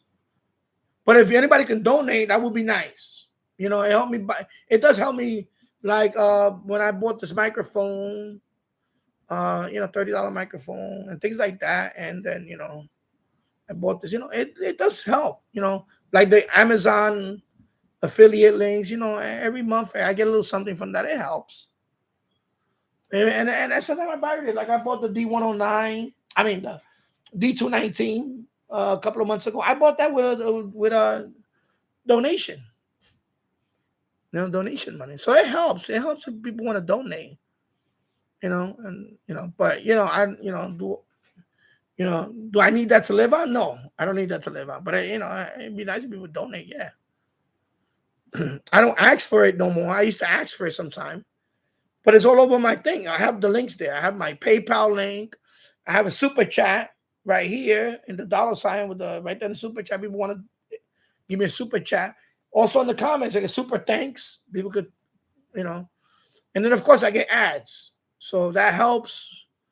Every few months when it gets to a certain number, I know YouTube, the threshold is $100. And once it gets to $100, I get paid for that. But I don't get that in a month. It takes time for me to get that with the ad because I'm not getting a lot of views right now. I don't get views like a lot of people do. But that's okay. You know what? I guess I enjoy it. That's why, I'm not obligated to come here every day. I did that for a little while. I was every other day I was on the line. I stopped doing that because I was going to burn myself out. And I take breaks too. When I feel like I get overwhelmed, I need to do other things, I'll take a break. I'll take a week off. I'll take a couple of weeks off. And that's the good thing about it. And I say, I'll take a couple. Or in my case, the other day, you got to enjoy your channel, bro. And exactly, you like your channel, and that's good. And have fun with it. And I would, and also, I would do another channel, do another channel for gaming. I would do another channel for whatever. See, I have a channel for retro gaming. That one has 300 subscribers right now, 305. That one I have fun too. I play retro games and I suck at it. People make fun of me. I make fun of myself. But I got 300 subscribers right now on that one. I have a tech channel that I just started. I got 170 on that one. And I only made like 6 videos. 4 or 5 videos. I forgot what it was. So they're all on my channel tab.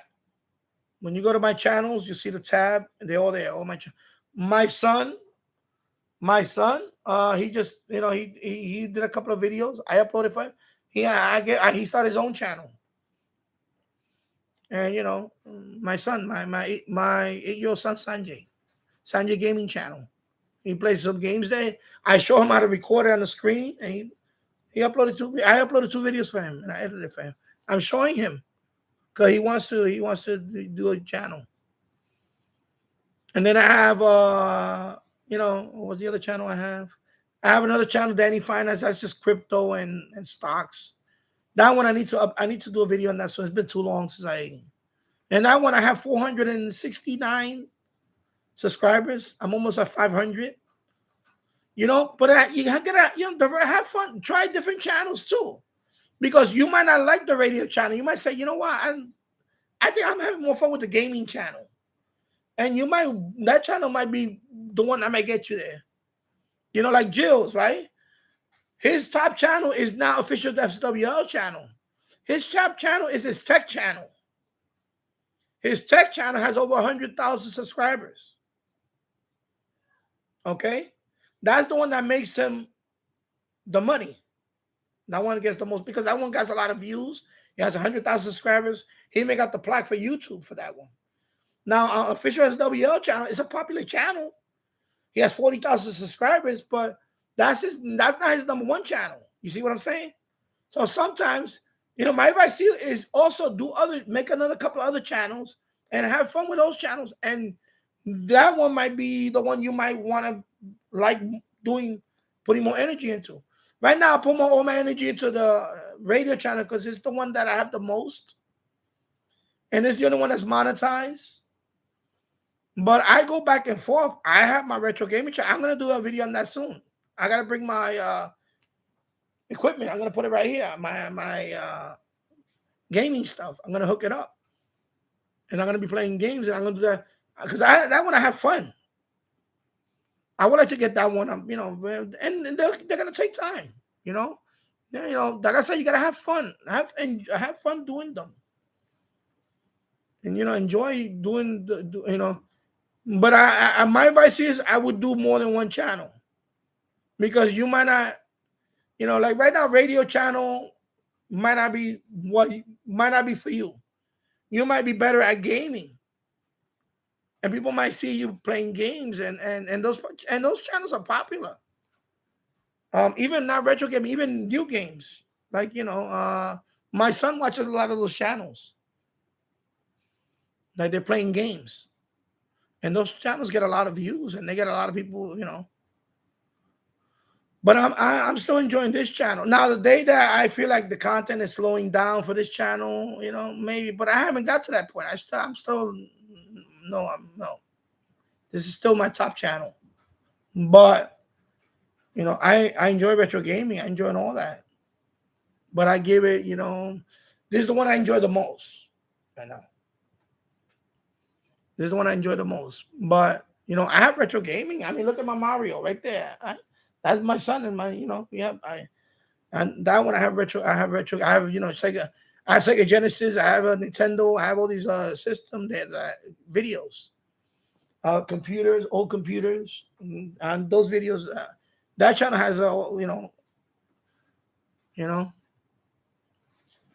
and I have there's some subscribers there that they're not radio related. See, some people here are there too, but in those channels, I have people that just like games, retro games, and things like that. So I would try and I tell everybody the same thing. Have more than one channel. What happened with Jill's is the same thing. He mentioned that too. Like he has his tech channel. I remember when that channel was smaller than his Shortwave channel, and that tech channel, 100, I believe it's 110,000 right now, or more. I forgot how much it is, but it's over 100,000. And I'm not done yet. I'm thinking about doing other channels and try different things. There's other channels I want to try. There's channels I want to talk about just headlines or whatever. I don't know. It's just make time for it. Yeah. So my advice to you, I gave you plenty of advice, and I think but my advice to you is also do another channel and try different things. Have one, if you like playing games, I would do a channel for that. If there's certain things, or in my case, I also like to do a lot of reviews, not only radio reviews. I want to do other products. I got sponsors. They want to send me stuff for other products. I got a couple of I got a few that they send me, and they say, "Oh, we want to send you this this product." I don't want to name the product because I haven't said yes to it, but I can't put it on this channel because it's not radio related, right? So I have a channel for that already, but I may do it on that channel, for whatever product reviews. I don't want to like review. I don't want to review, like, for example, I'll tell you one of them. One of them is a charger. Is a phone charger, not a phone, no, battery charger. Excuse me. One of them is a battery charger, but I don't want to do that for this channel. I want to review a battery charger for this because it's not the type of battery that I would use here. So I don't feel comfortable. But in another channel, I could do that video. I could say, okay, I'll do this video, but they want me to do it on this channel, and I said no. So that's why I didn't take that sponsorship, because they said, no, we want you to do it on this channel, and I said no, I can't do it because that's not radio related. It's for like a phone charger.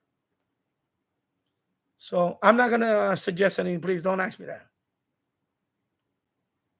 I'm not gonna suggest anything, please. Like I said, you know what? You be creative, think of something. But that's my point, that even for that content, They wanted me to do it here. They said, no, we want on Danny Shortwave Radio DX. And I said, no, I'm not doing it for this channel. I'll do that for, I have my other channel. They said, no, we want you to do it. I said, no, forget it. I'm not. First of all, it's not even an expensive product. It's like a $26 product. And I said, no, I'm not doing it for this channel because it's not related to that. It has to do with your phone. It's a phone, like a phone charging thing. So I said, no, I don't want to do that here. Forget it. So that's another thing. You get approached by, I get approached by that almost every few days now. I get an email for somebody saying they want me to review something. A couple of them, they want me to buy the radio and then they're going to reimburse me through PayPal. I said, no, I'm not doing that. You want me to review the radio, send me the radio. I'll give you my address. You can send it to me and then I'll do my review on it. So, like SH Data, I reviewed that radio. They sent me the radio. Gradio, they sent me the radio. That radio is not, I'm going to bring it up here soon and put it right here. Gradio, they sent me the radio. I didn't pay for it. They sent it. They said, no, you want me to review it? I'll make videos on it. And I'm going to make more videos on it anyway. I'm going to make a few receptions on it. I made a review on it. It was not the most favorable review. I get it, but that's the truth. And that's my input. I told them, I said, listen, you need to narrow this bandwidth, this fast tuning, get rid of it, and your radio would have been a good radio. It would have been a better radio. So hopefully they improve on that, and then they'll send me that radio to review again, or a new model or whatever. Because I'm giving them my opinion of the radio. I tested the radio. I had that radio for over 2 weeks. I was using it every day. And there's some things I couldn't do with that radio. It was just too, you got to watch the video on that, but that's the truth. But you're going to guess, but my thing is you got to start. We all start from the same thing. One video, one subscriber, and that's yourself. And then you got to, and it depends how much work you put in there. I'm right now I'm on 1 hour and 52 minutes. Could I be doing something else right now? Yeah, I probably could be doing something else right now. But I want to come on here tonight because you know what? I just want to be here tonight. And I'm doing two things. One, I'm engaging with my subscribers. And two, this will get a few views.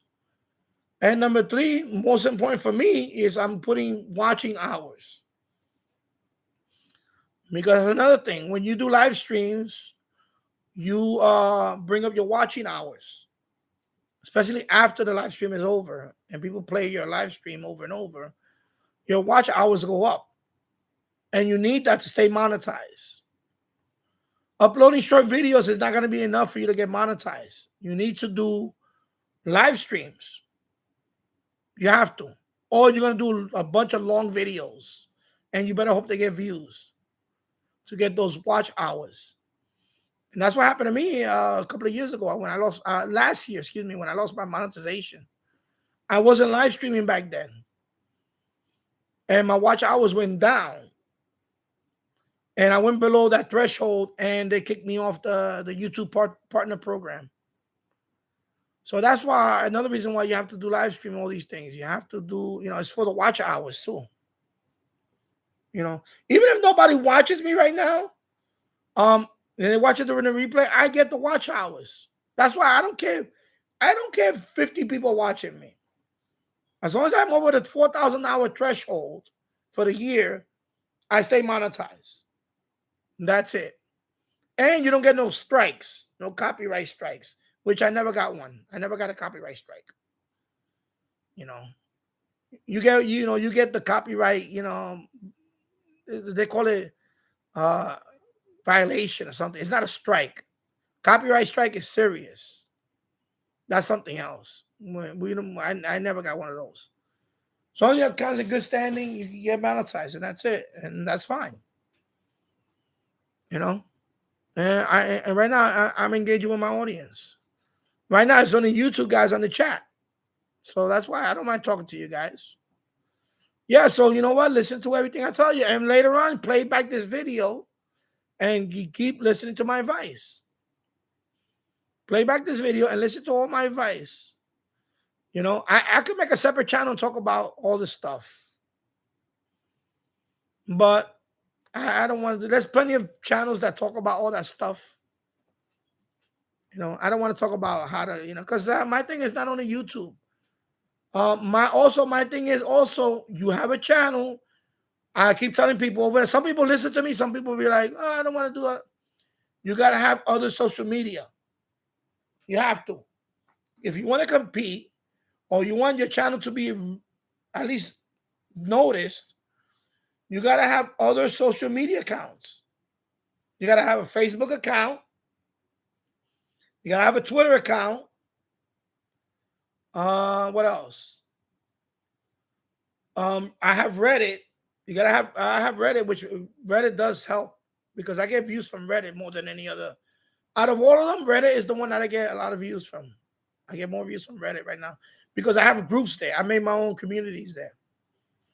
You have Discord, which I'm not a fan of Discord. I think Discord, whatever, it hasn't done anything well for me. It's just non-existent.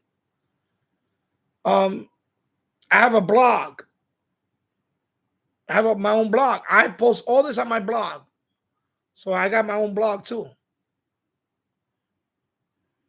And what else? I have TikTok. So my TikTok also, I have Instagram.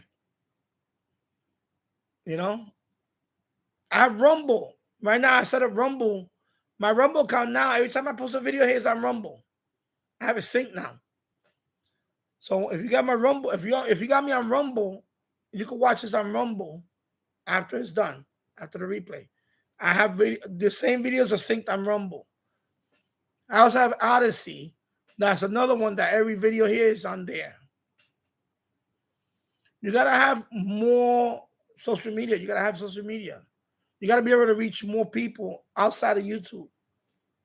Because when people search for something,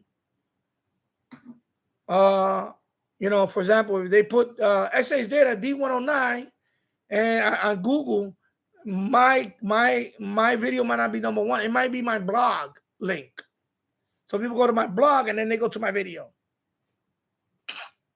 through Google. Or it might be my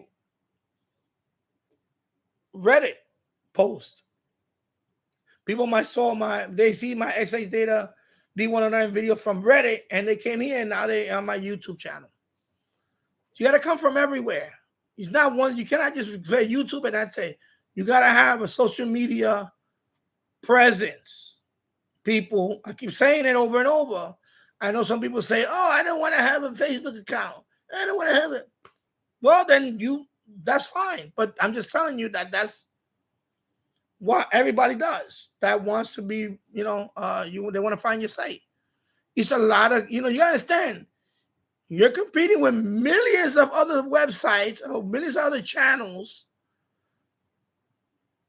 The more broader you are on all this type of social media, the more the probability, the chance of them finding you is going to be higher than you just have a YouTube account. That's it.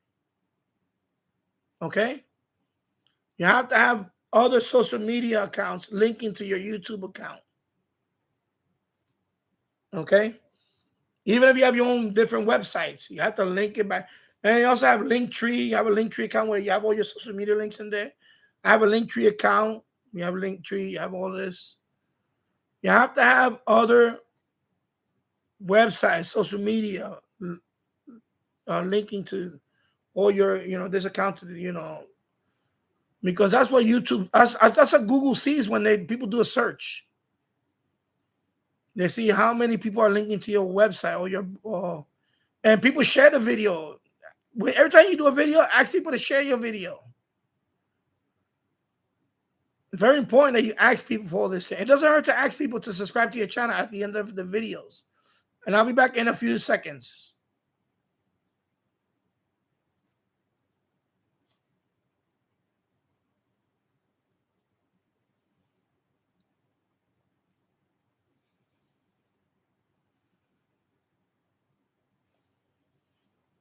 Yeah. That's another thing. If you have a channel and you make a video, you know, if you can, or put it on the text, ask people to subscribe to your channel. I know people say, oh, you shouldn't say, you know, some people, I heard some people ask. If you don't ask, you know, people ask, you know, ask. You know, please subscribe to my channel. You know, after every video I end it, I'm always asking people, subscribe to my, if you like the content, please subscribe to, please like the video. Also, you know, share the video. That helps too. The more people share your video, the more popular that video is going to become, because that's a factor. So ask people to share your video. You know, on Facebook. I don't ask people to post my video on other people's Facebook group, because, especially a couple of them in particular, because I don't want people to think that I'm sending them there. But I have people post on their group my video, and I got a few views from that. But you have to have all these things. It's work. I'm not, when I you know, people, that's not it. People are not prepared to put in the work. And that's the problem. If you don't put in the work, you're not gonna get the results. And trust me, you know, there's channels that have been around less time, and I got more views, yeah. But remember, the work that I put in, I you know, there's times I take a break. I take it as long as 6 months that I didn't post a video. 6 months.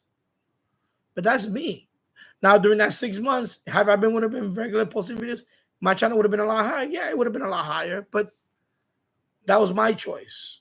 Actually, some of it was not my choice. Some of it was because I was sick. But the point is that, you know what? Whatever you put into it is what you're going to get out of it. You know, it's not going to be given to you. You're not just going to be, oh, I'm here on YouTube. Hello, YouTube. And here comes the subscribe. It don't work that way. It doesn't work that way.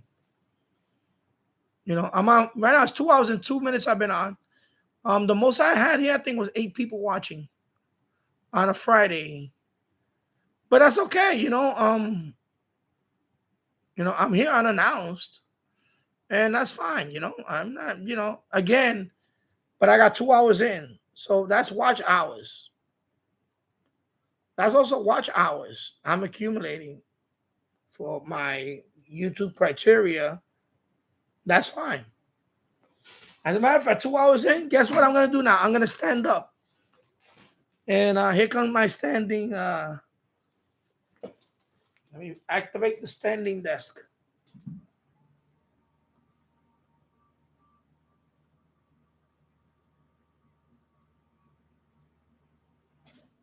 Well, don't go back down.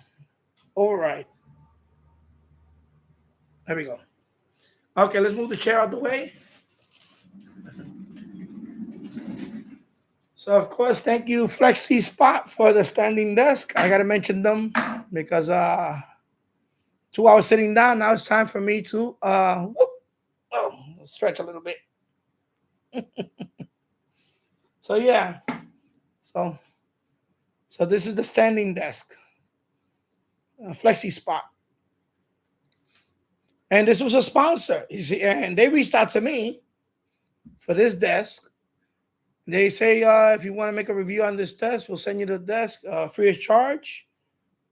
This desk is almost $700. I did not pay a dime for it. They sent me to it. I made a nice review on it. I also posted. We had a contract there. The certain requirements they wanted me to post to certain social media. So I fulfilled those requirements. They were happy with that. And I got me a nice desk, which I didn't have to pay a dime.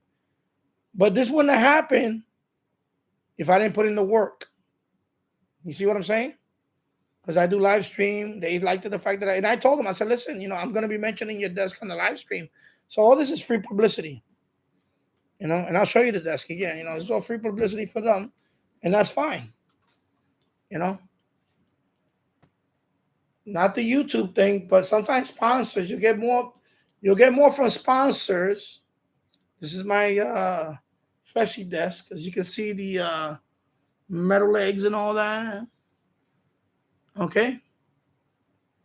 Got a USB charger there and all that good stuff.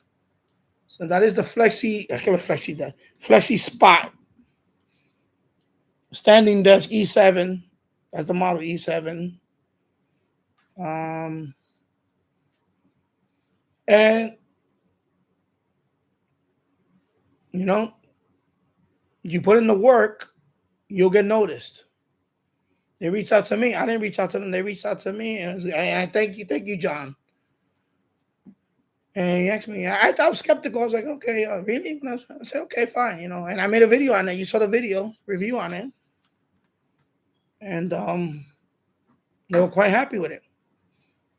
And in the future, if they want to send me any other products, maybe they have. I know they have chairs.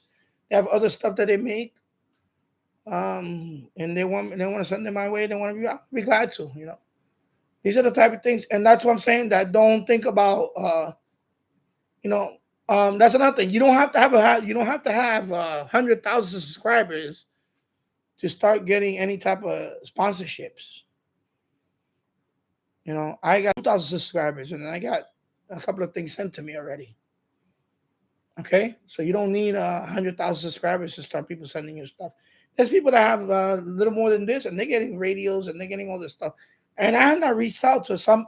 Some people told me I should reach out to some companies, but I'm not doing that. You know, I mean, they want to send it. They know they have an idea who I am already, or more or less. And I made it clear. I said, listen, I'll review. I review radios, but I'm not paying for it.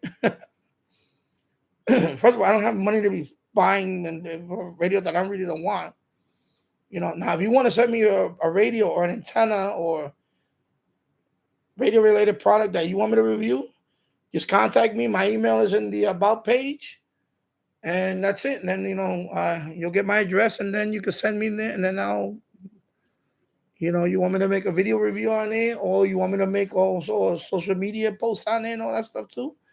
And that's what I did with this desk.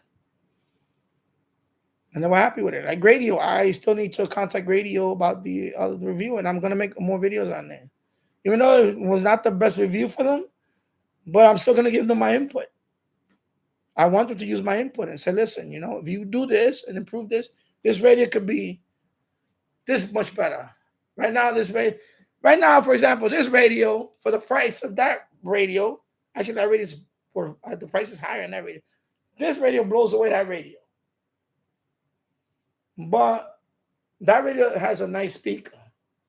And it has the potential to be in a better radio. Of course, there's some things they need to do. So now the next step is, you know what? Fix that bandwidth issue. Because that bandwidth is too wide. And also, that tuning. I hate that fast tuning thing. It's horrible. You know? And they had another model before that, the Gradio T16, which had an analog dial, a slide. That's the one that Todderbert reviewed. He seems to get that one a very. I have not watched the video on it, but I believe he gave it a good review on it.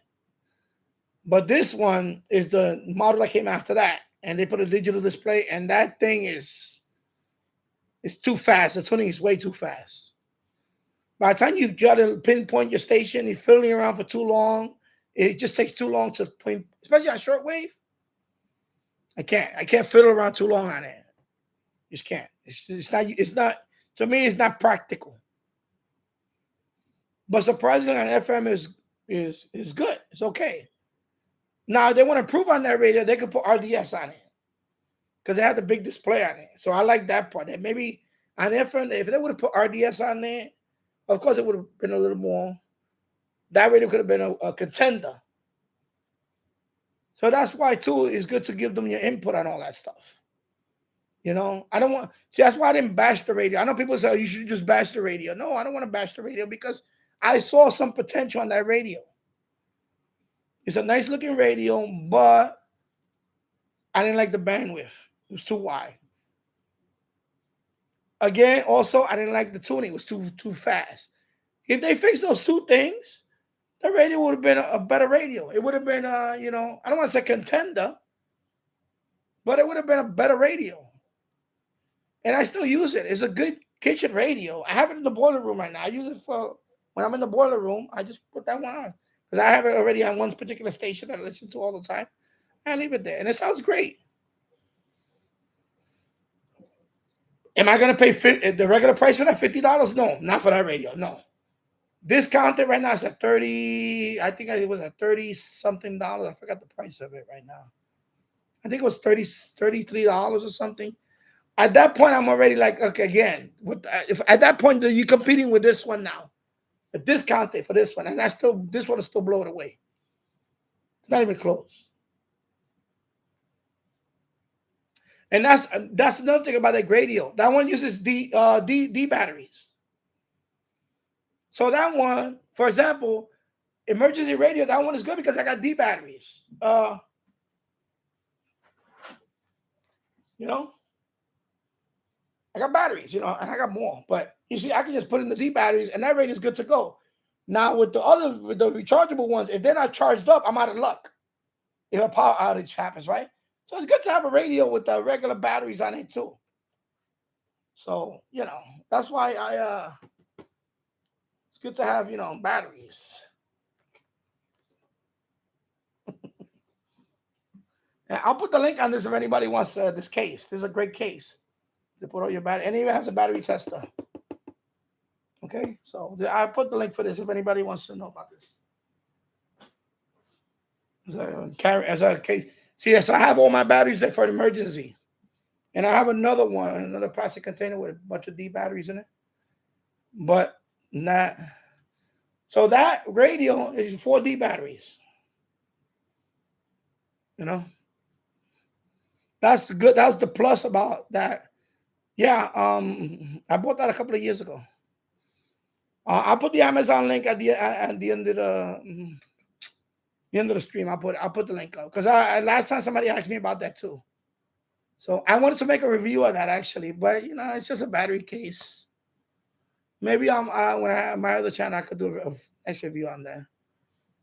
I think it was like $26. I forgot what it was, $26.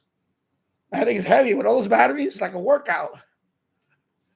And it has the battery tester, so you could test the batteries. Because sometimes they go dead after a couple of years and you throw them out. So, yeah. So Jim's ready to check. What I would like to try is to see changes to do all with those flat batteries. Yeah, so exactly. So that radio, the radio, I gave it a thumbs up because of the batteries. It uses regular D cell, regular D size batteries. So, you know, that's why. So that radio right now in the boiler room, if I had a power outage, I could slap batteries on that one, and I'm informed. Of course, it has no weather band, but that's another thing. Maybe they could throw a weather band in that radio, and I would have, you know. So I have a few things to tell them. I'm gonna write to them tomorrow. I was gonna do it today, but I'll write to them tomorrow, and I'm gonna put a whole bunch of stuff that they should improve on the radio. You know, I wanna help them out with the. They have a few radios. They were gonna send me another one soon, I think, but I wanted this one because I saw potential on this one.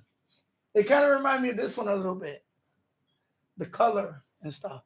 But you know, that wide bandwidth is a killer, man. Sorry, that is a killer. Boop. Bleep, bleep. But you know, so I that's why I don't. Especially if they reached out to me, you know, I know people say, well, you know, what is it? You're being compromised. No, I'm not compromising. You know, I want to give them my feedback on it because they're looking to me to review it, and I'm gonna give them my honest review on it. But I'm also not. I don't want to totally bash them. I'm not gonna tell them, okay, this is what I think you should do now. Now they go back to their engineer, whatever, design, whoever, and they say, okay, well, we need to improve on this. So this is what they recommend. Okay, boom, boom, boom, boom. Okay. They come up with the next model.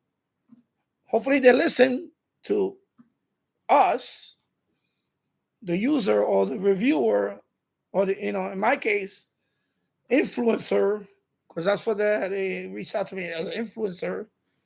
And, you know,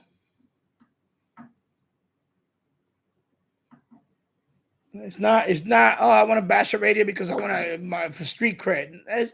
It's not about that. Some people think that. Some people say, because you know what's going to happen if you bash a radio when you don't have to? People are going to say, okay, you know what? I'm going to stay away from this guy. There's no reason for that. It still has a use. The radio still has a use. That radio right now is another emergency radio for me. So you can't, I'm not going to bash it. Okay, I have it locked in a station. I can put batteries on it. That is, for example, I'm not going to be able to use this radio when the battery is dead on this one. An emergency, I need to charge it. No, I'm not going to be able to use this one. Guess which radio I'm going to use for an emergency? That one. The one with the batteries in it, right? So it's not to go bash it. No, you got to, it still has a use. Okay? You're not gonna, this radio, when I have no power and I have no charge, nowhere to charge it, and this one runs out of power or the battery, I got to slap in batteries on that one. I can use that one. You see? So it's not a useless radio. So, but I am going to give them my input on what they should improve on and what features they should add on their radio, and maybe even the price point. Right now, that price point is too high for that radio. For what it is right now, the price point is way too high. It's way too high. So, and because some of these companies are competing with Texan, with the bigger companies, with Texan, with XH Data. Now, XH Data is not a big, XH Data is still not a big compared to Texan. They're competing with Eton and Texan and Sangean. So a company like this company, Gradio, they only have a handful of radios and that's it. They need as much input as they can to compete with them. And some of it they don't want to hear. They're gonna tell them, listen, your radios are way too high. Price is too high for this radio. It doesn't have enough features. There's no way you're gonna compete with these radios. So you need to do this and this and this and this and this. That's it. If you want to compete with this guy, you want to compete with Sangean or SH Data, you're going to have to step up your game. And that's when you come in with your review. You tell them, listen, not only review the radio, give them input. Because the more these companies are competitive, it's going to help us in the long run because they're going to have competition more. The prices are going to be, what they say about competition, right? Helps the price, brings down the price. They're going to compete with each other. If you come out with a radio that has no type of features and your price at this point, people are going to ignore you. They're going to say, okay, no, I'm not buying that radio. When I can just buy this radio at that price, or another radio at that price, and so I could have bashed that radio and say, but that's not who I am. They reached out to me. I didn't reach out to them. They reached out to me. So you got to give them that courtesy. They reached out to you. They reached out to me when they could have reached out to somebody. I had 10,000 subscribers. Or 30,000 subscribers, but they reached out to me. So I owe it to them not to be, I'll give them, I'm giving them a fair review, an honest review, but I'm not going to bash them. You understand?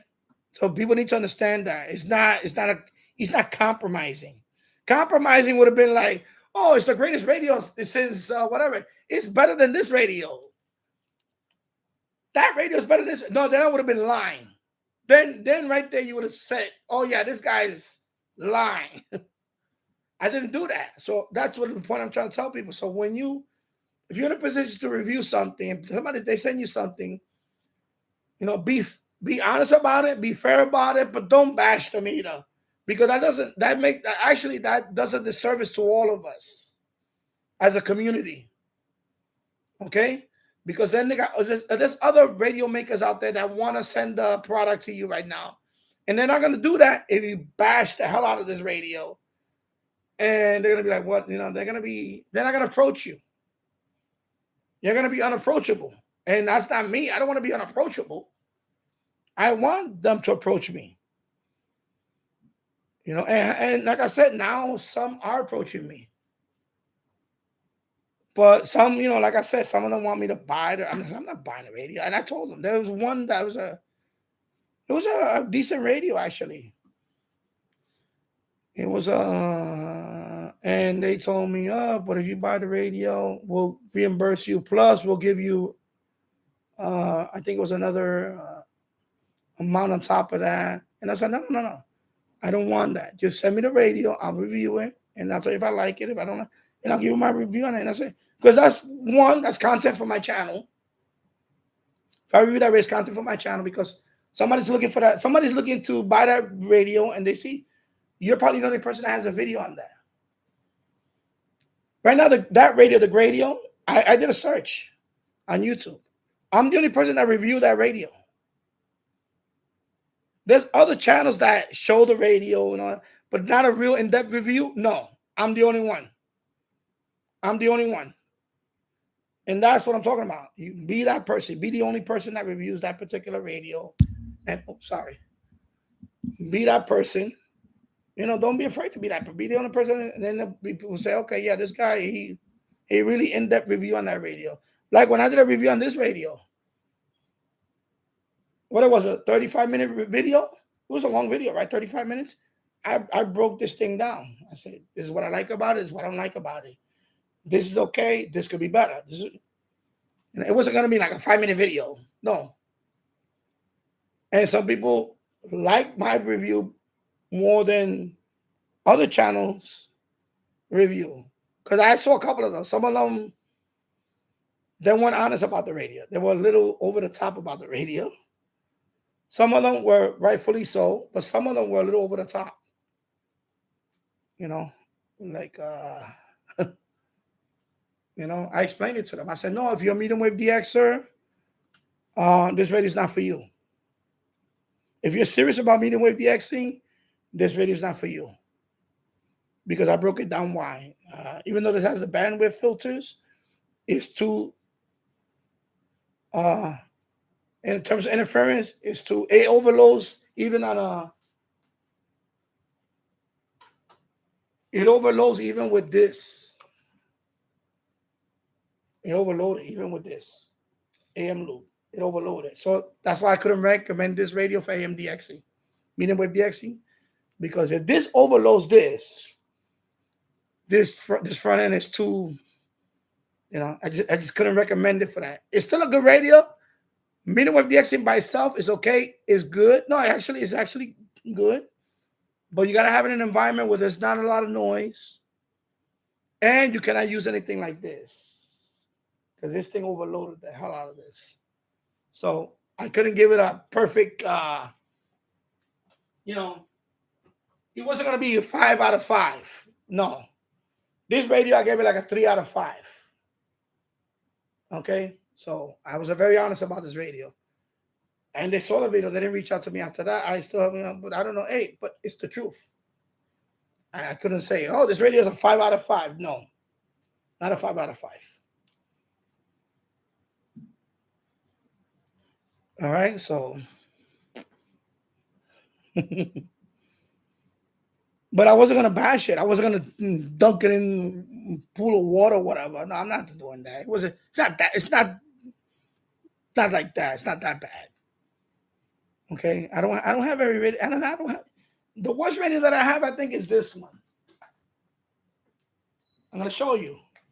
I haven't made. I don't know if I made a video on this radio, but this is an old radio, so I think it's more because the radio is old. Maybe the capacitor is this radio,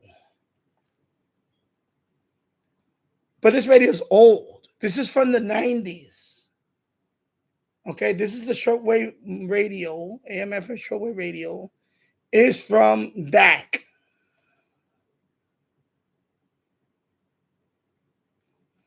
This radio really deteriorated. It's in bad shape. This radio, when I put the batteries on this thing when tuning was like, oh my God, all over the place. You know, wide bandwidth, everything was going on with this radio. But I think it's because the radio's going bad. I think the radio's, then the capacitors or something is going bad. That's what I think it is.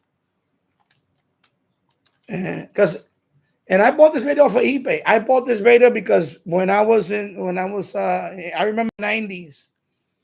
You ever heard of the mail order catalog Daymark? Or I don't know if I pronounce it Daymark, but it's Damark. DAMARK, Damark. So they make the product line, they call it DAC. DAC, as you can see right there, DAC. So this is one of their shortwave radio models. I don't know what brand, what radio, the original radio was, that they rebranded to that. I don't know. Then I have this one and I have the other one. This one is better, but this one is also showing its age. This is another DAC.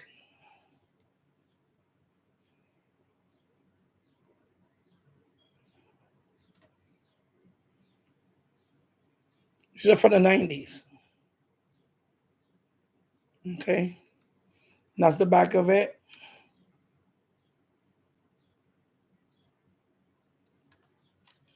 This one's heavier. This is a lot heavier. This one works better, but these are both from the 90s. Mail order catalog from, let me just look at the cap so I can do a thumbnail for this. So there you go. These are from mail order catalog DAC. So I didn't think these radios are going to be that good anyway. This is like $30 on eBay. I think $25. I think this one was like, I forgot what it was, 15, 20. I forgot what it was. They work, but this one I could tell this one is really going bad. So if any of them are junk, it's going to be this one. But this is an old radio. It's from the 90s. So I expect it to be, probably I'm not going to open it and fix it, but I'm sure the capacitors and whatever's going bad. But yeah, Daymark. So I remember that catalog when I used to look at it. I used to drool at stuff in there. They have all these gadgets. Of course, they have radar detectors. They got stereo. They got all this stuff in there. They got a computer equipment. They have all these gadgets. Like I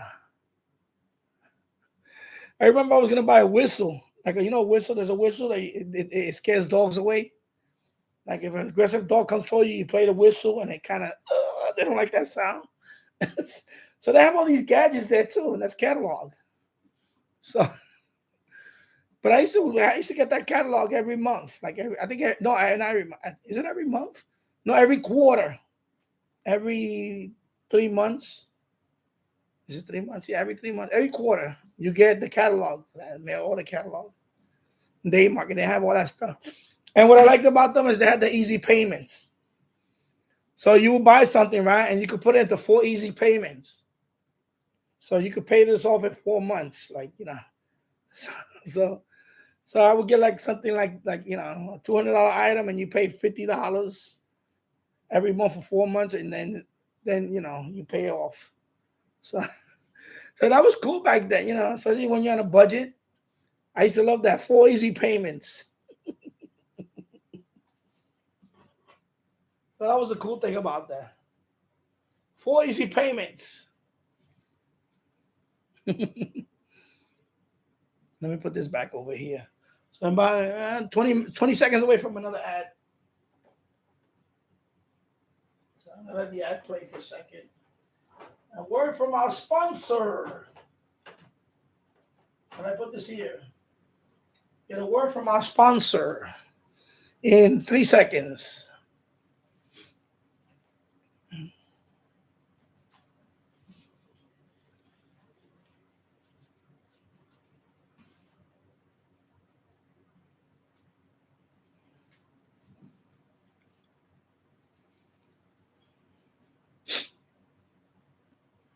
Yeah, so yeah, right. It's not easy on that. Not even close. Yeah, mortgage is 360 monthly payments, but they're not easy. Not this mortgage. No, you got to work hard for this mortgage. You know, I mean, my wife actually, thank God, she'll make better money than I would at the because I'm a lot older. But and also, we have a rental, so that supplements that too. See, a few years ago, we had all these. This room was rented. Like it's been over 4 years now. It's about 4 years since this room was rented out. This room used to be rented out all the time. But problem with rental is that sometimes you're gonna have the craziest tenants. So it got to the point where I don't know. Maybe it was just I don't know what's in the water in this house for some people, but we started having crazy tenants, and all three rooms are occupied with rentals. We're renting it. But it got to the point where you know what? Because right now my brother is next room, so that's my brother. But that's another thing. When you're renting out a room, you have a total stranger here. At first, there's always a honeymoon period with some. They behave and they're quiet, everything is okay. But then after the third, fourth month, you start seeing the real person come out. And right here we had basically a psychopath or whatever. Whatever. Something wrong with the guy. And then the other guy was another nut job. So I got to the point, I told him, I said, listen, we have a family now. We have our son, little boy. Do you want to keep, we want to keep renting upstairs to strangers? No. And then COVID came. When COVID hit, a lot of people were living for free because they didn't have to get evicted. So thank God we avoided that. Otherwise, we would have had two tenants here stuck living for free for like 2 years and change. Because in this state, they put that moratorium that you can't evict nobody for no reason until the emergency state of emergency, whatever. So there was people that were living all over the place for free for at least 1 to 2 years. So thank God we didn't. So we finally said, you know what, we're not doing that. We're not renting this. Can we make more money renting this room and that room out? Yeah, we could easily. We could make more money. It's not worth the headache. So I know people say all the time, oh, I want to be a real estate investor and I want to buy a place and rent it out. It's not that easy, bro. Trust me, we did that in the Bronx. We rented our rooms. Not that easy. What these people know now about the system, you got people out here, I'm going to call them professional deadbeats. They're the type, and we had one. We had one over here. We had a couple of them, but we had one here. He was a professional guy. There's people that on purpose, they'll live at a place for 1 or 2 years. They'll pay rent for 6 months, 8 months. And then one day they'll find one little reason to complain and they'll stop paying you. And then they'll take you to housing court. And that thing will get tied up for months in housing court. They cannot evict you and all that. They'll milk that sucker for 2 or 3 years until they exhausted every. Because by then you have to pay for eviction. You have to evict them, right? That costs money. How to evict these people? That costs money. That's not cheap. To evict somebody is not cheap. You have to hire a lawyer, and they have to, it's a process for that. And it takes months. It takes a couple of months or so. Over here, it takes about it took about almost 3 months to finally get him out the house. So I had to put up with him for another 3 months for the eviction. That costs money. And then that time, they're not paying you. They're just annoying you. Sometimes, in my case, they called the police on me because they said I was harassing them. And, so it's a headache. So people say real estate investing, yeah, no, it's not. It's a headache. Unless you're not doing the managing, unless you're going to pay somebody, unless you have that type of money, you're going to hire a manager to deal with all that. Not me. I had to do all that myself. I took them to court. I had to go to court too with them, and all this nonsense. I had to deal with all that. It's not for everybody, especially at my age. I say, you know what? I'm done with this. I don't want to deal with this. Is there potential to make cash, a lot more cash out of that? Yeah, you can. but there's a downside to it. So you if you're lucky and you pick a good tenant that's not gonna try to screw you, then yeah. But otherwise, you know, and some of them they it's always like that. I call it the honeymoon period. They move in here and it's like, oh, he seemed to be a nice guy, and then 3 months later, all of a sudden he's yelling to the top of his lungs in the room, talking crazy, and I'm like, okay, this guy, what's wrong with this guy? Is this guy nuts? And then he's fighting with people outside over parking, and he's like, oh.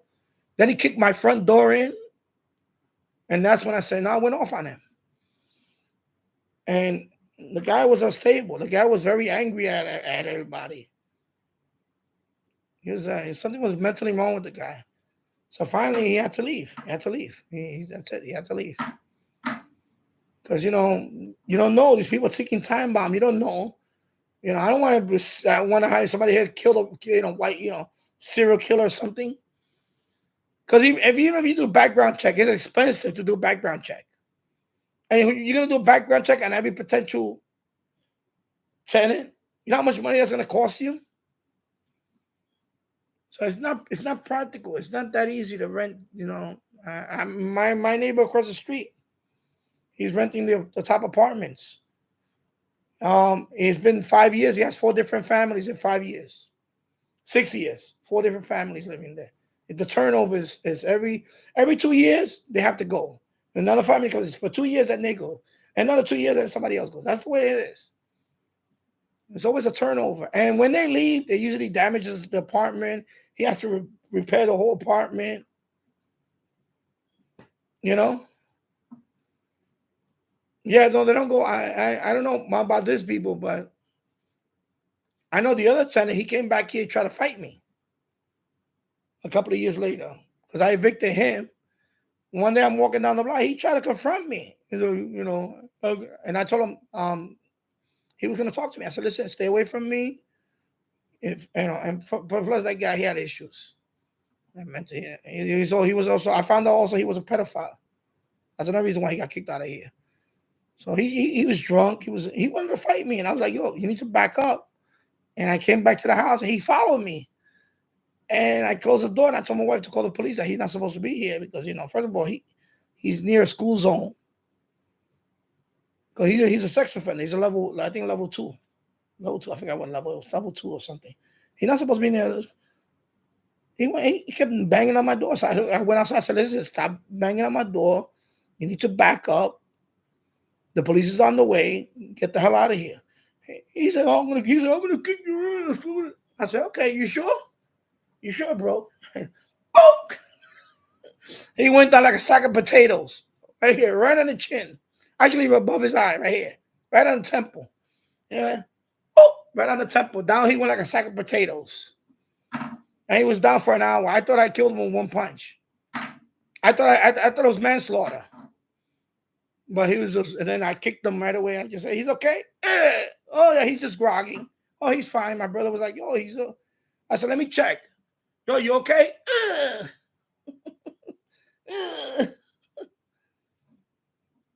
Yeah, so and I got to watch over my shoulder every time I walk around there because you don't know. One day this guy could come with, something else one day. You know what I'm saying? Because you can't sleep on people like that. One day he might, people have problems and they'll come back to their old workplace. You know how many times people shot up a workplace? They got fired 2 years ago or something. I got to worry about this guy one day coming over here because he sucks. His life sucks. He's a loser, whatever. His life sucks. He's all alone, whatever. Nobody wants to be with a freaking pedophile. One day he could come here and say, you know what? I had it with everybody. I got a list of people I want off. He'll come over here and give me one in the chest. You see what I'm saying? You never know. So that's why I don't want to deal with that no more. I want to deal with tenants. I don't want to deal with none of that. I'm done. Yeah. Can you make more money in real estate and have tenants? Yeah, you could. It's cash flow. They make it. Well, you see, they make it sound so easy. But you get all this cash flow every month. You get $700, $800 here, sir. No, but they don't tell you the other stuff you got to deal with. You got to deal with the constant whining, complaining. You know, little things like that. And then if they, you know, if they don't like what you do, they're gonna take you to housing court, and you're screwed. If they take you to housing court, you gotta, you know, it winds up costing you a lot more money and a lot more headache than what it's worth. That's why this one is empty, and thank God, because now I have this is gonna be my studio. So yeah. You ever notice a serial killer's neighborhood goals? He was a nice guy. Yeah, I know, right? Every time they somebody in the news, right? Or somebody that shot up a whole place or whatever. Oh, he seems to be a nice guy. He never bothered anybody. Oh, I'm surprised he shot up the whole place. Oh, I'm surprised he shot 10 people in a nightclub or something. You know, it's true. Jim is right. It's one of those, and that's what I say about this guy, because my wife is like, no, he's harmless. I said, no, don't ever say that about people who are harmless. You never know. I said, that guy had issues. And he had to axe the ground with me because I was the one that gave him the boot. So for him, I'm his worst enemy. And I knocked him out when he came back. So I right now, I'm rent-free in his head. Every time that man gets out of bed or something, he said, oh my God, I'm living in this place because that Danny guy got rid of me over there. I had it good over there. Yeah, you did. He did have it good over here before I moved here. But I didn't know about the whole thing until I did a background check on him, and I found out he was a pedophile. You know? The guy was shady. Because I saw it right away when I met him. He looked rough around the edges. He had too many those ugly tattoos. You know, when you see a person with those ugly tattoos, not the ones you go to the tattoo parlor, and the guy's a nice artist. These are like shady, crappy, fading. You can tell they did that thing in prison. I said, this guy's been locked up. I told my wife, this guy's been locked up. She's like, oh, but he seems to be. I said, well, you don't know. I went off. I said, this guy's rough around the edges. This guy, there's a story behind this guy. Yeah, because I'm a pessimist. I'm sorry. I'm a pessimist when it comes to, I don't trust people. It takes time for me to trust somebody. You know what I mean? I don't go face value. And a guy coming to me, oh, yeah. And, oh, yeah, he's into it. No. It takes time for me to gauge somebody. You know? And this guy, right off his first impression was the guy, he had his shirt off up here. And I saw the tattoo. I said, this guy's been locked up. I'm surprised he didn't have a swastika or something, because he was racist too. He's racist. He's an Irish guy, and I'm surprised because he was saying certain things, and I was like, okay, I'm surprised he didn't have a swastika or something from there. To be honest, I'm surprised, but he had other stuff that was like, okay, this guy, he's been in prison, because you don't get that, you don't get stuff like that in county jail. I'm sorry, even I know that. Okay, I know that. Okay, I spent 5 days in a county jail. That's it for me. You're not gonna get that in setting. That's when you get tattoos like that, is because you're doing some long, serious time. You're passing the time. You can ask anybody. You know, I got a tattoo because I was 3 days in jail. No, you was probably locked up for 5 years, because the whole story about him still never came out. I looked him up. And he had a whole bunch of them. I said, this guy did some hard time somewhere. And, you know, drinking that hooch, that fruit wine that they make in the behind the toilet. And this guy had a bunch of, I said, this guy, he's done some penitentiary time. Okay? That's what I said. And I'm always like, I said, you're just gullible. I'm a pessimistic MF for y'all. I'm the most pessimistic guy you ever met. But that's the truth. I look at people's face, okay, maybe he has a story behind that tattoo. You know, because even in the military, and I know that because I was in the military. Even in the military, when you go off base, you're gonna find a nice tattoo shop. They're gonna do a nice professional one. They're not gonna do what he had. What he had was done like with needles and some, you know, homemade stuff. That's prison. That's some prison stuff he had on. Okay? So that's when I say, yeah, this guy's been locked up. This guy's done some serious time. Because you don't get that. Even in the military, you don't get it like that. Because I know, because I was in the military, and I wasn't stationed all around the world. You know, like I didn't go to Asia, like Japan or anything like that. But I know even in Japan, you go off base, you go find a nice tattoo parlor where they do it there professionally. He's not what he had. What he had was some, you know, it looked like some rock, and it looked like they did it with a rock and a freaking a nail or something. This thing was so crude and ugly. Yeah, I say, yeah, I know where you've been at. You ain't fooling me. And my wife is always like, but yeah. I said, no. I said, watch. Let's see. And I told him, I said, I'm watching you, bro. I said, you slip up. I'm watching you. You're going to be out of here. I used to tell him all the time, I'm watching you, bro. He said, nah, bro. That's why, you know, I rather, yeah, I could rent the basement. I'll never get rent money. Nah, I don't want to do that. This mayor right now wants to do that. Because I live in Yonkers right now, but this mayor, you know, the migrants are coming here now, right? He wants people to open up their homes to, you know, migrants, illegal migrants, right? And he wants to pay them $125 a day. So yeah, I could take that room and rent it out to a migrant right now, $125 a day. But I don't know who's going to be in that room. If he's vetted, he could be an MS 13. Who don't know who's gonna? I could have him in that room like that. Oh, I'm gonna make $125 a day. I'm gonna be rolling in dough. Yeah, I'm gonna be rolling in dough. You're gonna have a killer next to you over here. No, thank you. That's okay. Okay, that's okay. I don't need that. And I can use the money, yeah, but that's okay. I don't want a killer right here. You know, a hitman, a hitman guy right here from a cartel living right here. Nah, it's okay. I'll pass on that, bro. $125 a day. They want to offer that. Seriously. They already said it. If you have a basement, you have a room, they want to pay you $125 a day.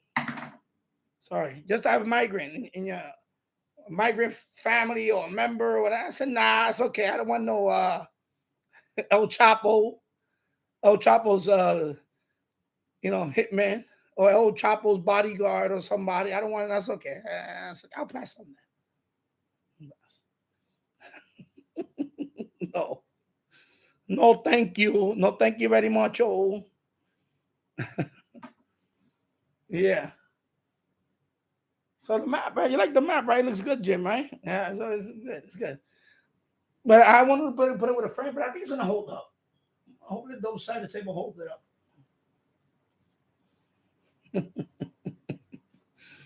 Yeah, and yeah, you know, like people say, you can make money. You can make money, but you know, what are you gonna do for it? Is it worth it? Is it worth the headache?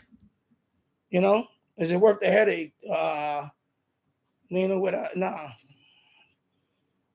Even my brother was in the other room. My other brother, he was in the other room, and he left. He trashed the room. I had to fix it. I had to, you know, he had to put a hole in the wall and everything. It was trash.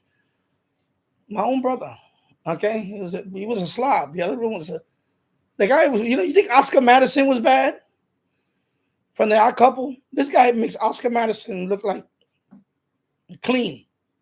His room was always food on the floor, everything. It was really bad.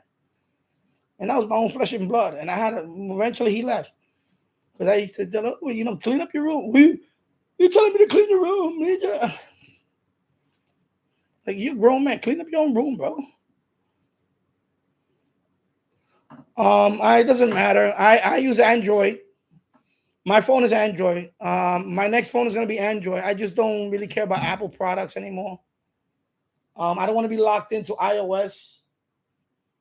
So, you know, my preference is, you know, and plus price. You know, you can, you know, what I get out of this phone compared to an iPhone. This phone, when I bought it 4 years ago now, almost 3.5 years ago, I bought this phone. 3 years ago, this phone was $300, a little $300. It does everything with what I want, and it's Android. If I were to get the equivalent of an iPhone for that, it would be like almost $1,000. You know, I mean, yeah, I would love to have it. If somebody want to give me one, yeah, I'll take it. But I'm not buying one. I'm not buying no iPhone 13 or 12, whatever they're up to now. I'm not buying that. I'm not buying it. No. Plus, this phone is unlocked. It's unlocked, so I could just if I switch carriers, I can still use this phone. Why not have T-Mobile? I have T-Mobile, so you know, if I switch to another carrier and just put SIM, that's it. You know. Yeah, so you have the 11. Good, good for you. There you go. But I you know, I don't really care about iPhone. I have iPhones in the past, and I wasn't impressed with them. I think, you know, a long time ago, it was once Android caught up to them, like Samsung. There was a time iPhone was really good phone, and everything else really was not that good. But Android caught up. You know, now it's like, you know, you're good with a lot of phones. I have a tablet that they just sent me. Is a Android 12. It's a nice little tablet, and it was free. So they sent it to me. I got a free tablet for somewhere. Free.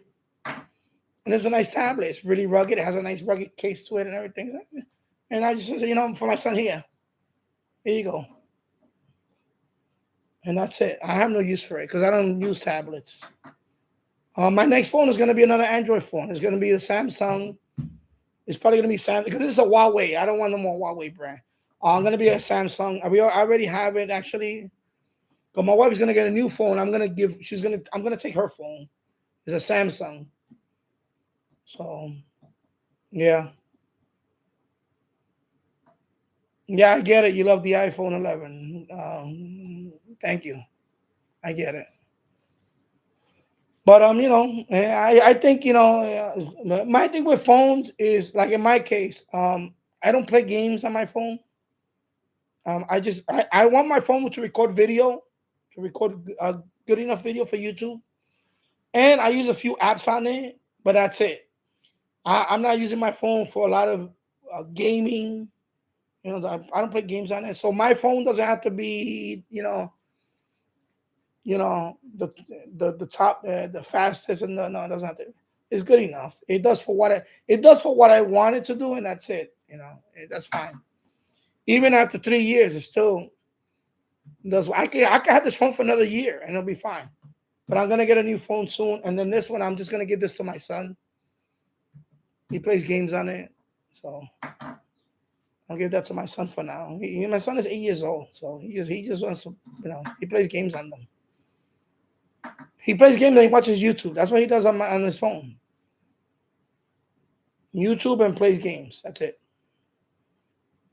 But, you know, so if you have an iPhone 11, you should shoot good video. So make some good videos. Make some 1080p, 60 frames per second if you could do that.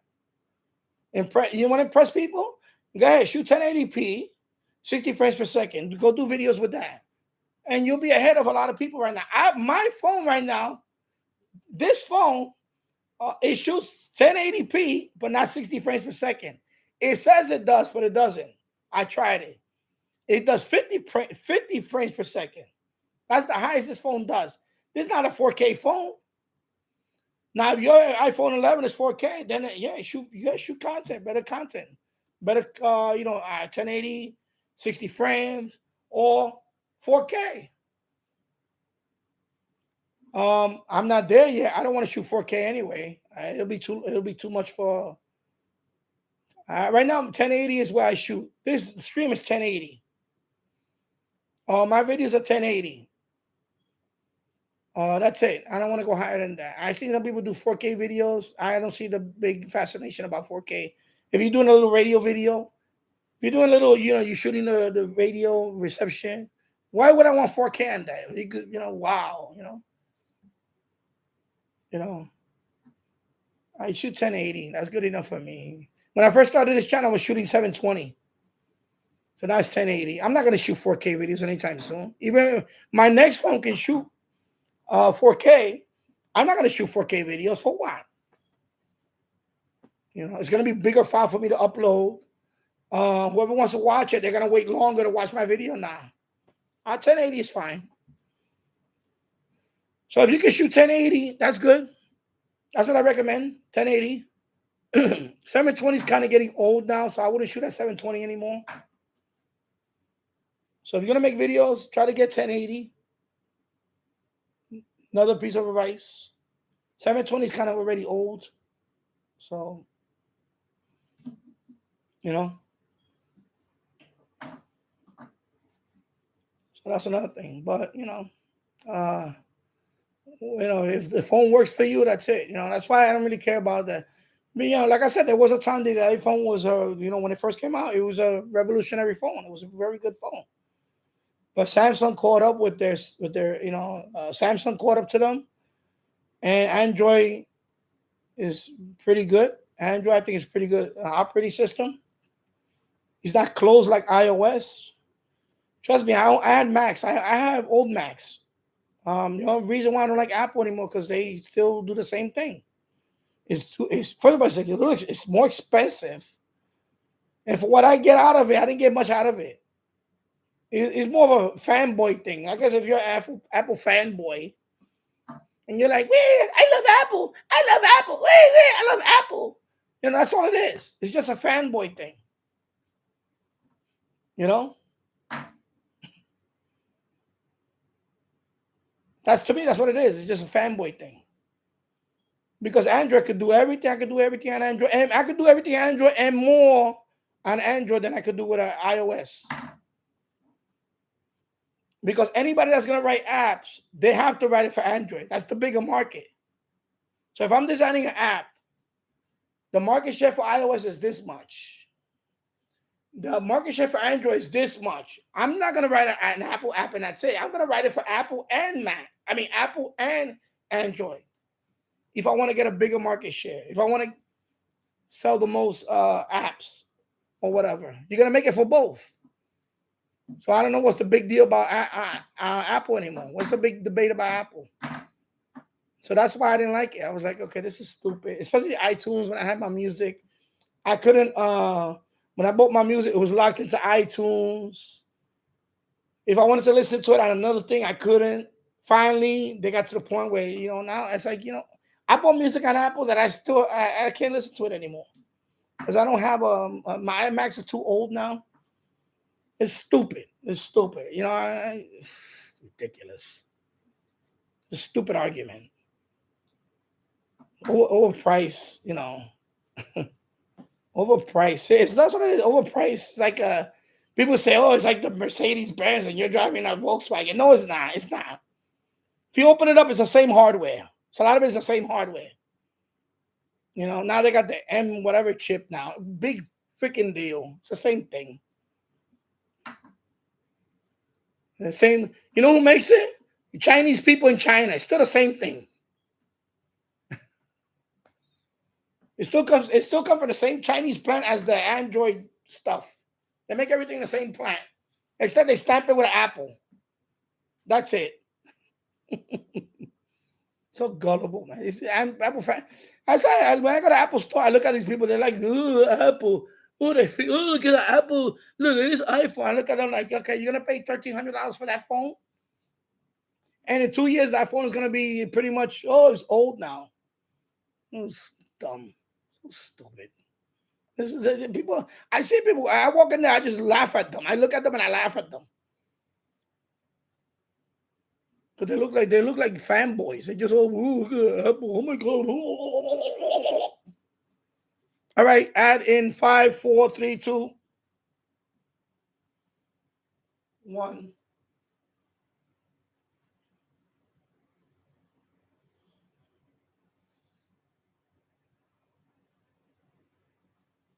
All right. Just me, my friend's coworker, my wife's coworker. The other day we went out for dinner and they went to the Apple store and I was like, "Why don't we go to the Apple store?" Because she wants to see a new phone. I'm like, I don't want to go in there, so I had to go in there because I was waiting for them. And they're like, "Oh, iPhone 13." Oh, and I'm looking at it like, okay, whatever. Big freaking deal. It has a browser. Wow, I have a browser. It has a media player. Wow, I have a media player. I can watch YouTube. Wow, I can do that on my phone too. I can watch YouTube here. Wow. What else? What else? Oh, I can text. I can chat and text. I can do that here too. Wow, I can make phone calls. Wow.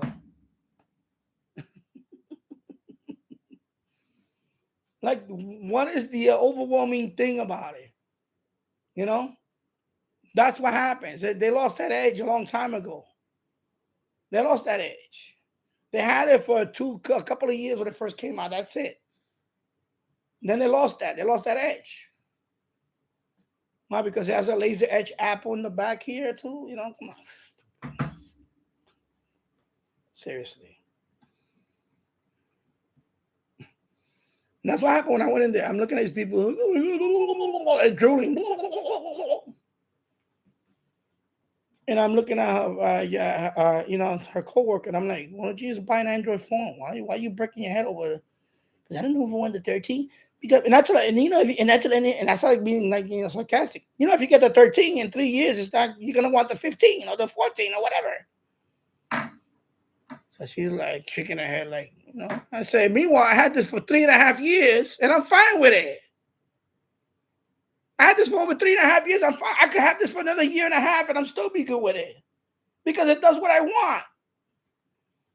Why am I going to spend $1,300? The one that phone that it was like $1,200. I forgot what it was. It was like $11.99, $1,200. Why am I going to spend $1,200 on a phone that I can do everything here? Why? Why? It's like wearing Jordans. I'm 56 years old. Why do I care about when people look at my phone and they think it's hot? I don't want to be robbed. If I go on the subway with an iPhone, with the latest iPhone, I'm gonna get robbed in 2 seconds. If I go on the subway with this, people are gonna be like, leave that guy alone. He ain't got nothing to rob. Leave him alone. And you go in there with your iPhone. Oh, I gotta look at my iPhone. I got my latest and greatest iPhone. Somebody gonna come in. Give me that. You're gonna snatch it out of your hand so fast, and you're not gonna do anything about it. You're gonna sit there and cry. Oh, they took my phone. Oh my God. You know, I don't want to put myself through that. Why would I want to put myself through that? Seriously, why would I want to put myself through that? It's like jewelry. I don't want jewelry. Because years ago, when I was younger, I wore jewelry a couple of times. One, I got robbed at gunpoint with another guy. We got robbed, you know, he was wearing jewelry. He had a bigger chain. I had nothing. They took his big chain, and they took my chain anyway. They said, even though you got a creepy little, smaller little chain, we got to take that one too. And I couldn't do anything because he had a gun pointing at my face. I said, yeah, take it. I don't care because it's just it's nothing. Yeah, I could replace this. I just put the gun, just keep the gun away from my face, and you can take it. Here you go. I ain't trying to be no hero. Take it. But what do you think is going to happen when I walk down and go to Subway with my iPhone 12 or whatever it is now? You don't think somebody's going to try to rob me in the New York City subway? They're going to try to snatch it out of my hand so fast. I'm not going to be able to do a thing on the subway. I'm going to be like this. You're going to have to hold it with 2 hands. Because somebody's going to come and snatch it. I guarantee you that. Why would I want to do that? Why would I want to go with the latest and greatest? What, to show off to a bunch of people I don't know? Oh, look at him. He got the latest iPhone. Oh, my God. Oh, my God. Look at him. He's shining. Oh, my God. And be a target? No. I would go with this phone. It's all beat up. I got a big old scratch there. Ain't nobody going to take my phone because they're going to be like, I don't want that phone. That phone looks beat up. I don't care. It can look beat up, but it's my phone. You see what I'm saying? Like right now, you're young. You don't understand. You're wet behind the ears. You don't understand about that stuff, bro. When you walk around with stuff like that, you're a target, bro. You're gonna be a target. But you come to a city like New York City, that phone won't last out of your hands for 10 minutes before somebody snatch it out of your hands. I guarantee you that. And hello, Mike. Miggy. What's going on, Miggy? Yeah, I know you missed the last live stream, and I was gonna come back the next day, but I had allergies for the last few days, so I decided to do a stream tonight, and I'm gonna be on for maybe another 30 minutes, and then I'm gonna sign off. Another 30 minutes, I'll sign off. I've been on for 3 hours now. I already met my quota for the hours, and I had a few people. I had 8 people. That's enough for today. Oh, I'm just talking. I'm just talking here. I'm just killing time right now talking. So, yeah. So this is my new setup, Mickey. I'm in the 2nd floor now, so my new setup here, and I'm bringing stuff up here. Mickey, all good lunch. Oh, okay. Oh yeah, lunch. Yeah. So I'm glad you got your iPhone 11, but like I said, I'm okay if I don't have that. It's good. I'm good. I don't want to. I can't have an iPhone like that and go on the subway and then invite crazy people around me. Not in New York City. I go to the subway even with an iPhone 11. Even with an iPhone 11, somebody's gonna try to snatch it out of my hand. It happened. I'm telling you. Especially if I'm doing a video and I have it on a selfie stick and I'm like, yo, what's going on? Somebody's gonna come and shoot, and they're gonna run down the block, and you're gonna have to chase them, and they're gonna be gone. Or they're gonna have a scooter. They're gonna snatch it. They're gonna get on the scooter. They're gonna be out of there. So why would I want to do that? Why would I want to go through all that? You can't have things like that. Not in New York City. You cannot walk around with that stuff like that. Nope. No way. Looks similar. What? Oh, you mean the? Yeah, I try to make it, kind of like, but it's a bigger room. It's I'll show you. I'm on a standing desk too. I got a new desk, so I'm on a standing desk. Of course, I got 2 monitors over here. And you can see it's kind of like I got a long way to go. I got a lot of stuff I still got to bring up here.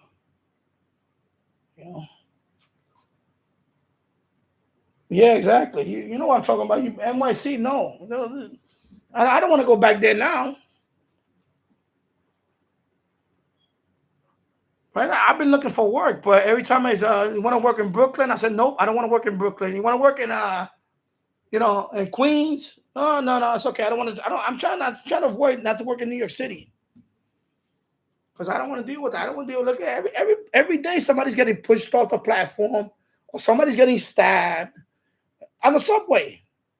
You think I want to deal with that? I don't want to be commuting on the subway and some crazy mentally ill guy gonna be, oh my God, I'm gonna kill everybody. And what happened to that guy that just choked somebody? Come on. Now he has to go to trial because he was a good Samaritan.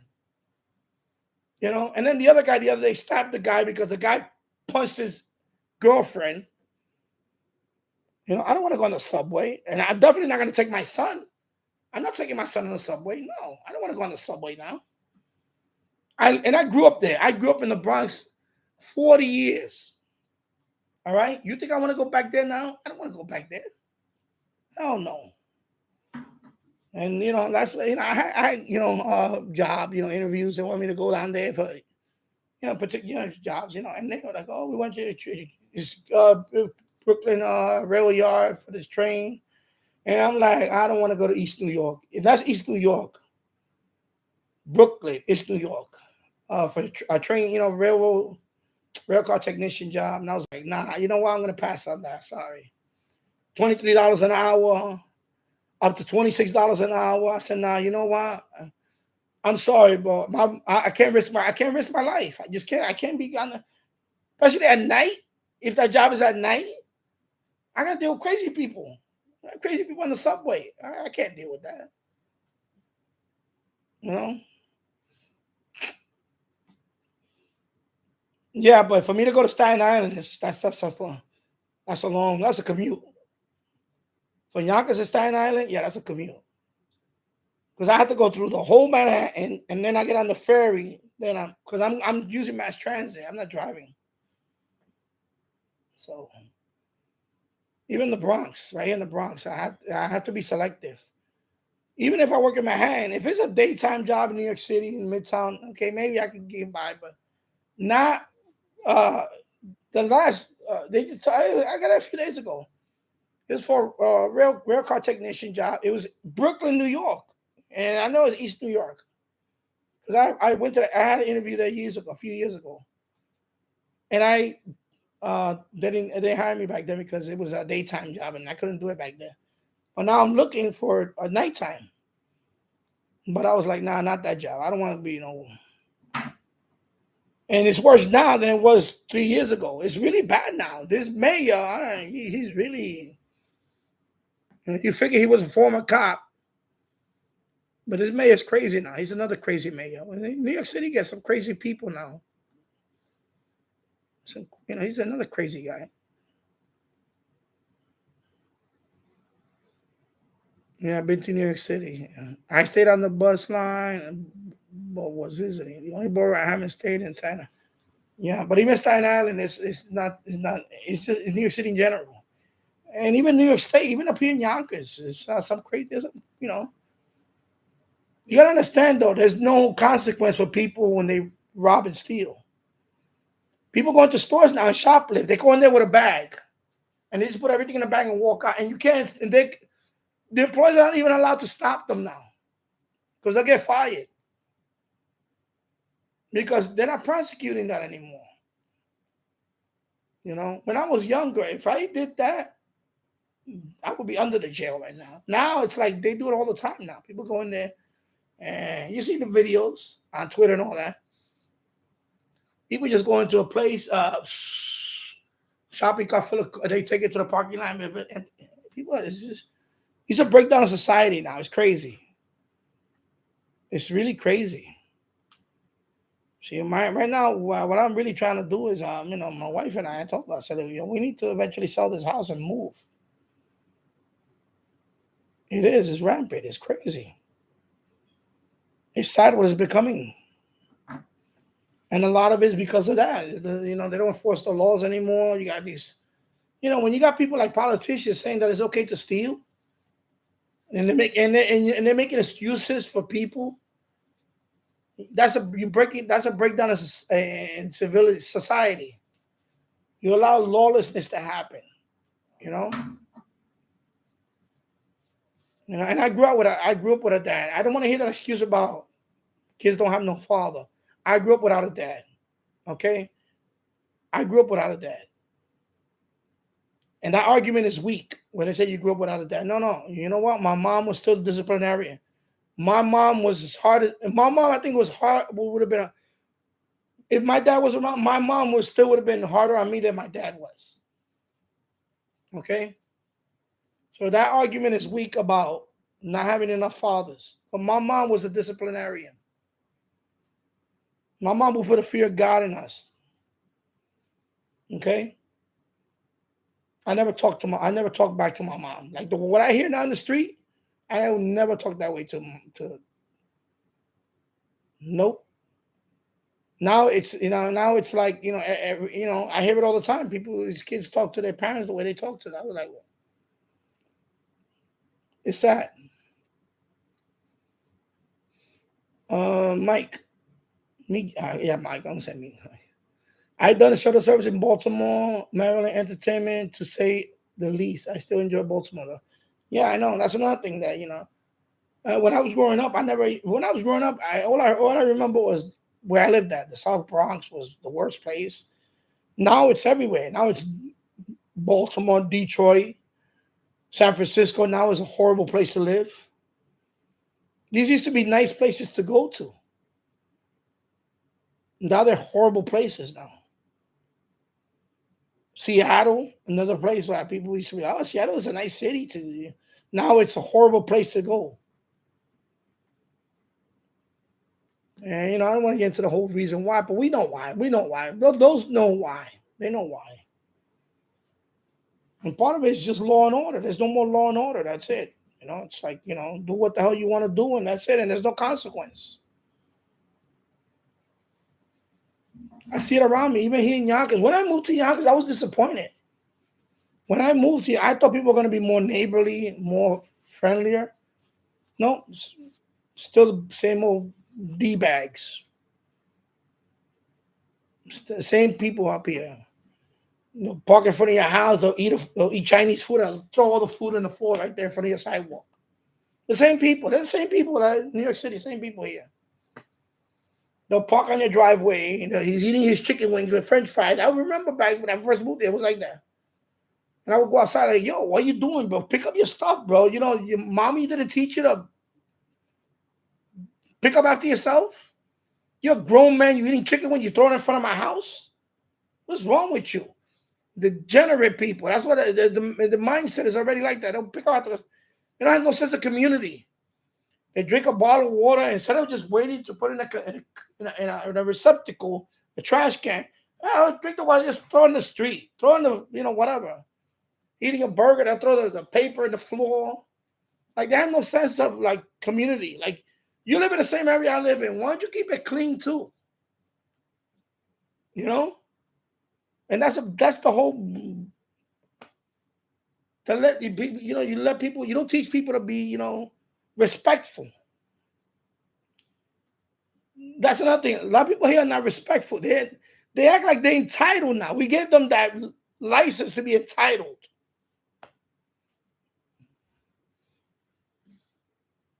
They'll park in front of your house and they'll bring their dog over. The dog will poop on your sidewalk. They don't carry. They don't walk around with a baggie and clean it up. They'll leave it right there. They don't care. They expect me to clean it up. And clean up after your dog. But that's what we living in now. We're living in that type of. We allow all this stuff. Well, this absurdity about we want to wipe out student loan for everybody. No, I still own my student loan. I still owe money on my student loan. I could have tried to pay it off, but some of it, whatever. That's my business. But you know what? I'm sorry, but I didn't take out $100,000 to be a game designer. No, my degree will serve this purpose. Like some people take out a degree for some stupid, some stupid course they're never gonna, apply in real life for. Now they're entitled. Now they're walking around entitled. Oh, I was a master of arts. I got my master of arts in Chicano studies. Like what the hell that's gonna do for you? Chicano studies. Oh, I got a master of art degree in Black history. Oh, are you kidding me? What's that gonna do for you? And that's the problem. And they pay $100,000. They went to some big university, and now what they're doing? Nothing. They're protesting, complaining about the world that the world owe them money and all that now. Are you kidding me? At least my degree, I put it to use. I made money off my degree. I had jobs because of my degree. And I can still get work off my degree. Not like these knuckleheads out here. They like, blaming everybody but themselves. And that's the society we have. We have a bunch of people that are, complaining. Complain about it. They say, you know what? If you don't like what you get up and do something yourself. Get up and stop pointing, stop blaming everybody else. Look at yourself in the mirror. But that's unfortunate. That's what the politicians did. They made them excuses because they want you to be dependent on them. Because you to be dependent on them, then you vote for them. You see how see how it works? They exploit you. And that's what happened. We got people here. You be surprised. You got people here that can't think for themselves. I see it all around me. They cannot think for themselves. They cannot make one decision for themselves. Not one decision they can make for themselves. Even when you take them to a restaurant, I get my menu. I'm like, I don't ask people what they, if they've been there before, I ask them, what you think is, but I'm still going to look at my menu. And I tell them, okay, you know what, I want to try this. They're clueless. They don't know what to order. They're like, oh my God, I have to make a decision. Oh my God. And they're like sitting there with a menu in their hand. They can't even decide what they want to eat. Imagine that. They cannot even decide on a menu item. And these people are making life decisions, and they just can't, because they're dependent on other people make decisions for them. And I see that all around. I see that all around me. All around me, I see it. They can't think for themselves.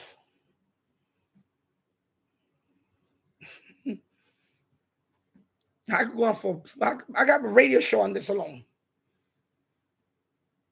and I should. I wish somebody. I'm auditioning for a radio station, so I only want to give me an audition to have a radio show. Hit me up. My email address is right there on the about page. I could do a radio show. I could talk for an hour or two if you want on radio, and take phone calls. How about that? Mike, resetting taking place everywhere. Richmond people buying houses slight unseen. We lost 24,000 people last year. Yeah, people voting with their feet. People vote. We drove through there. Richmond, I drove through there. I wasn't impressed. When I went to all those places, I was like, man, some of it was like, even when I went to Baltimore, I was in Maryland, I was like, man, this looked like a dump. We drive through all these places, and it looks like the same thing. It's like, okay, this is ghetto. It looks ghetto. Some places were ghetto. So I'm like, I'm not gonna leave out of here to move to another ghetto. I'm not doing that, because I already have, this is ghetto-ish so far, and we're getting there, because unfortunately we got, people that they have no sense of community. A ghetto could be anywhere. Unfortunately, it's happening in this block alone. It's getting like that because people have no sense of community. I'm like, I look after you, neighbor. While you're gone, I look after you. You look after me. That type of thing. But this not here. Not here. Not here. When I moved here, right away, I saw they were not like that. When I moved here, I knew they weren't like that. They weren't like that. They were very like, they would say hi to me for 2 seconds to give a small talk, but I could see they were not very, what do you call it? Not receptive of me. I didn't care about that. But I saw that they didn't care about what happened around them, and that's not good. I don't like. You got to be involved in your. I'm sorry, if you want to raise your kids in the neighborhood, you have to be a little bit involved. You have to be involved. You cannot look the other way every time. You can't. So right away, I saw that people were parking in front of my driveway, and they want to smoke their crack. No, I would get out of there. No, you can't. You cannot park on my driveway. And if you don't leave, I'm going to call the police. And they will leave. And I had confronted many people over the first few months until people got the message. Don't park on my driveway no more. And I would put signs, I put cameras, everything. And you know how many times these people told me, because they were afraid, I'm surprised you didn't get shot. I said, yeah, I'm surprised too. But you know what? Somebody got to do it. Because if I didn't do it, they would be all over here. If I didn't speak up, they would have been all over here. They would have had the crack spot right there. And I'm not going to let that happen. Not my home. No, you're not going to run me out of my home. You're not doing that. You're not going to run me out of my home. So that's when they finally started saying, oh, this guy, he really. And then, but they still don't do that. I see people park on this guy's driveway. He just doesn't say anything. He's like gutless, jellyfish gutless. The other guy's a former cop, and he's another gutless jellyfish. And he's a former cop. Okay, and he's gutless, another one. That's when I really said, wow, this guy's a former cop. He lives right across the street from me. He's a former cop. People told me, he was a Yonkers police. I said, yeah, really? I said, why he don't confront people? That would have been a form to come out there. You're going to move. You're going to move right now. You're going to move right now. That's why Yeah, you're gonna move right now, bro. Get going. You're gonna step. This guy's gutless. It's gutless. Period. Gutless. And that's the problem. You got people that are gutless. That's what the downfall of the community is.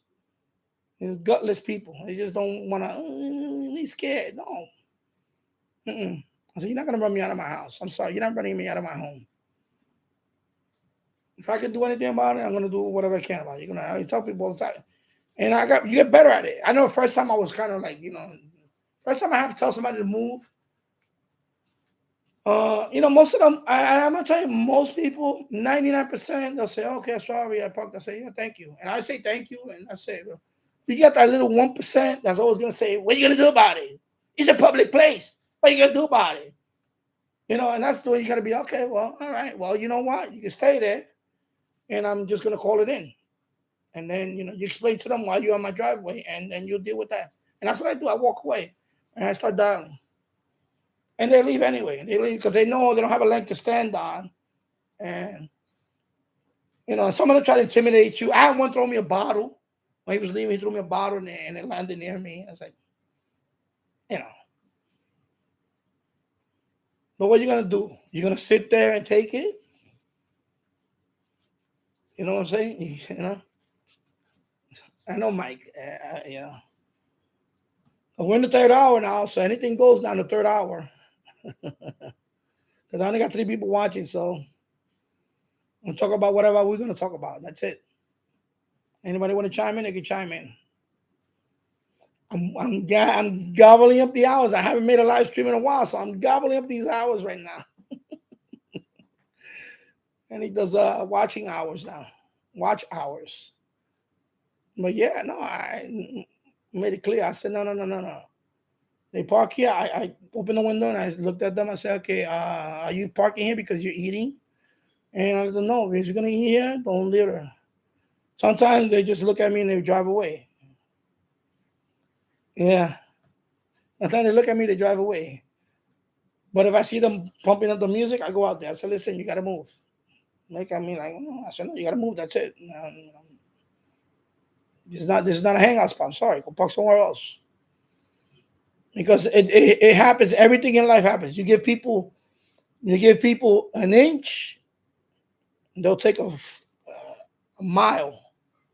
You give them 1 foot, they'll take 10 miles. They'll walk all over because the next day, if you let people stay there like that, the next day they'll come with 2 cars parked there. They'll have a party there. By the third time, they're going to have a barbecue grill there, and they're going to keep you up all night because you don't say nothing.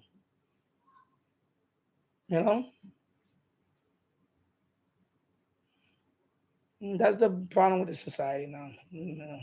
It's sad. It's sad that these people are. I like to get off on a tangent on that, but it's okay. You know why? If one person watches this video and they listen to me and they like what I say, you know what? Smash that like button and also subscribe to my channel because I'm really thinking about doing the other channel, Danny Show, and talk about all these topics. So I'm waiting for that one to get a few more subscribers, and then I'll start doing live stream on that one. And I'll talk about anything you guys want to talk about. And I'll take it from there. But I really think we need channels like that too. We need channels who can talk about stuff like that. Because this stuff is crazy. They talk about the fall of Rome. I think another few years, we're not going to recognize. We already don't recognize this country anymore. But I think another election or two, this country is going to be unrecognizable. It's already happening. So, and I believe that. People need to step up. And if people don't step up, we're going to lose what we have. We're going to lose what we have now because people don't step up. People are too scared to talk and express themselves. People don't want to deal with certain things. Just say it. One more ad. Here we go. 12 seconds left, and I see 10, 9, 8. Here we go. 3 seconds for the ad to come. All righty.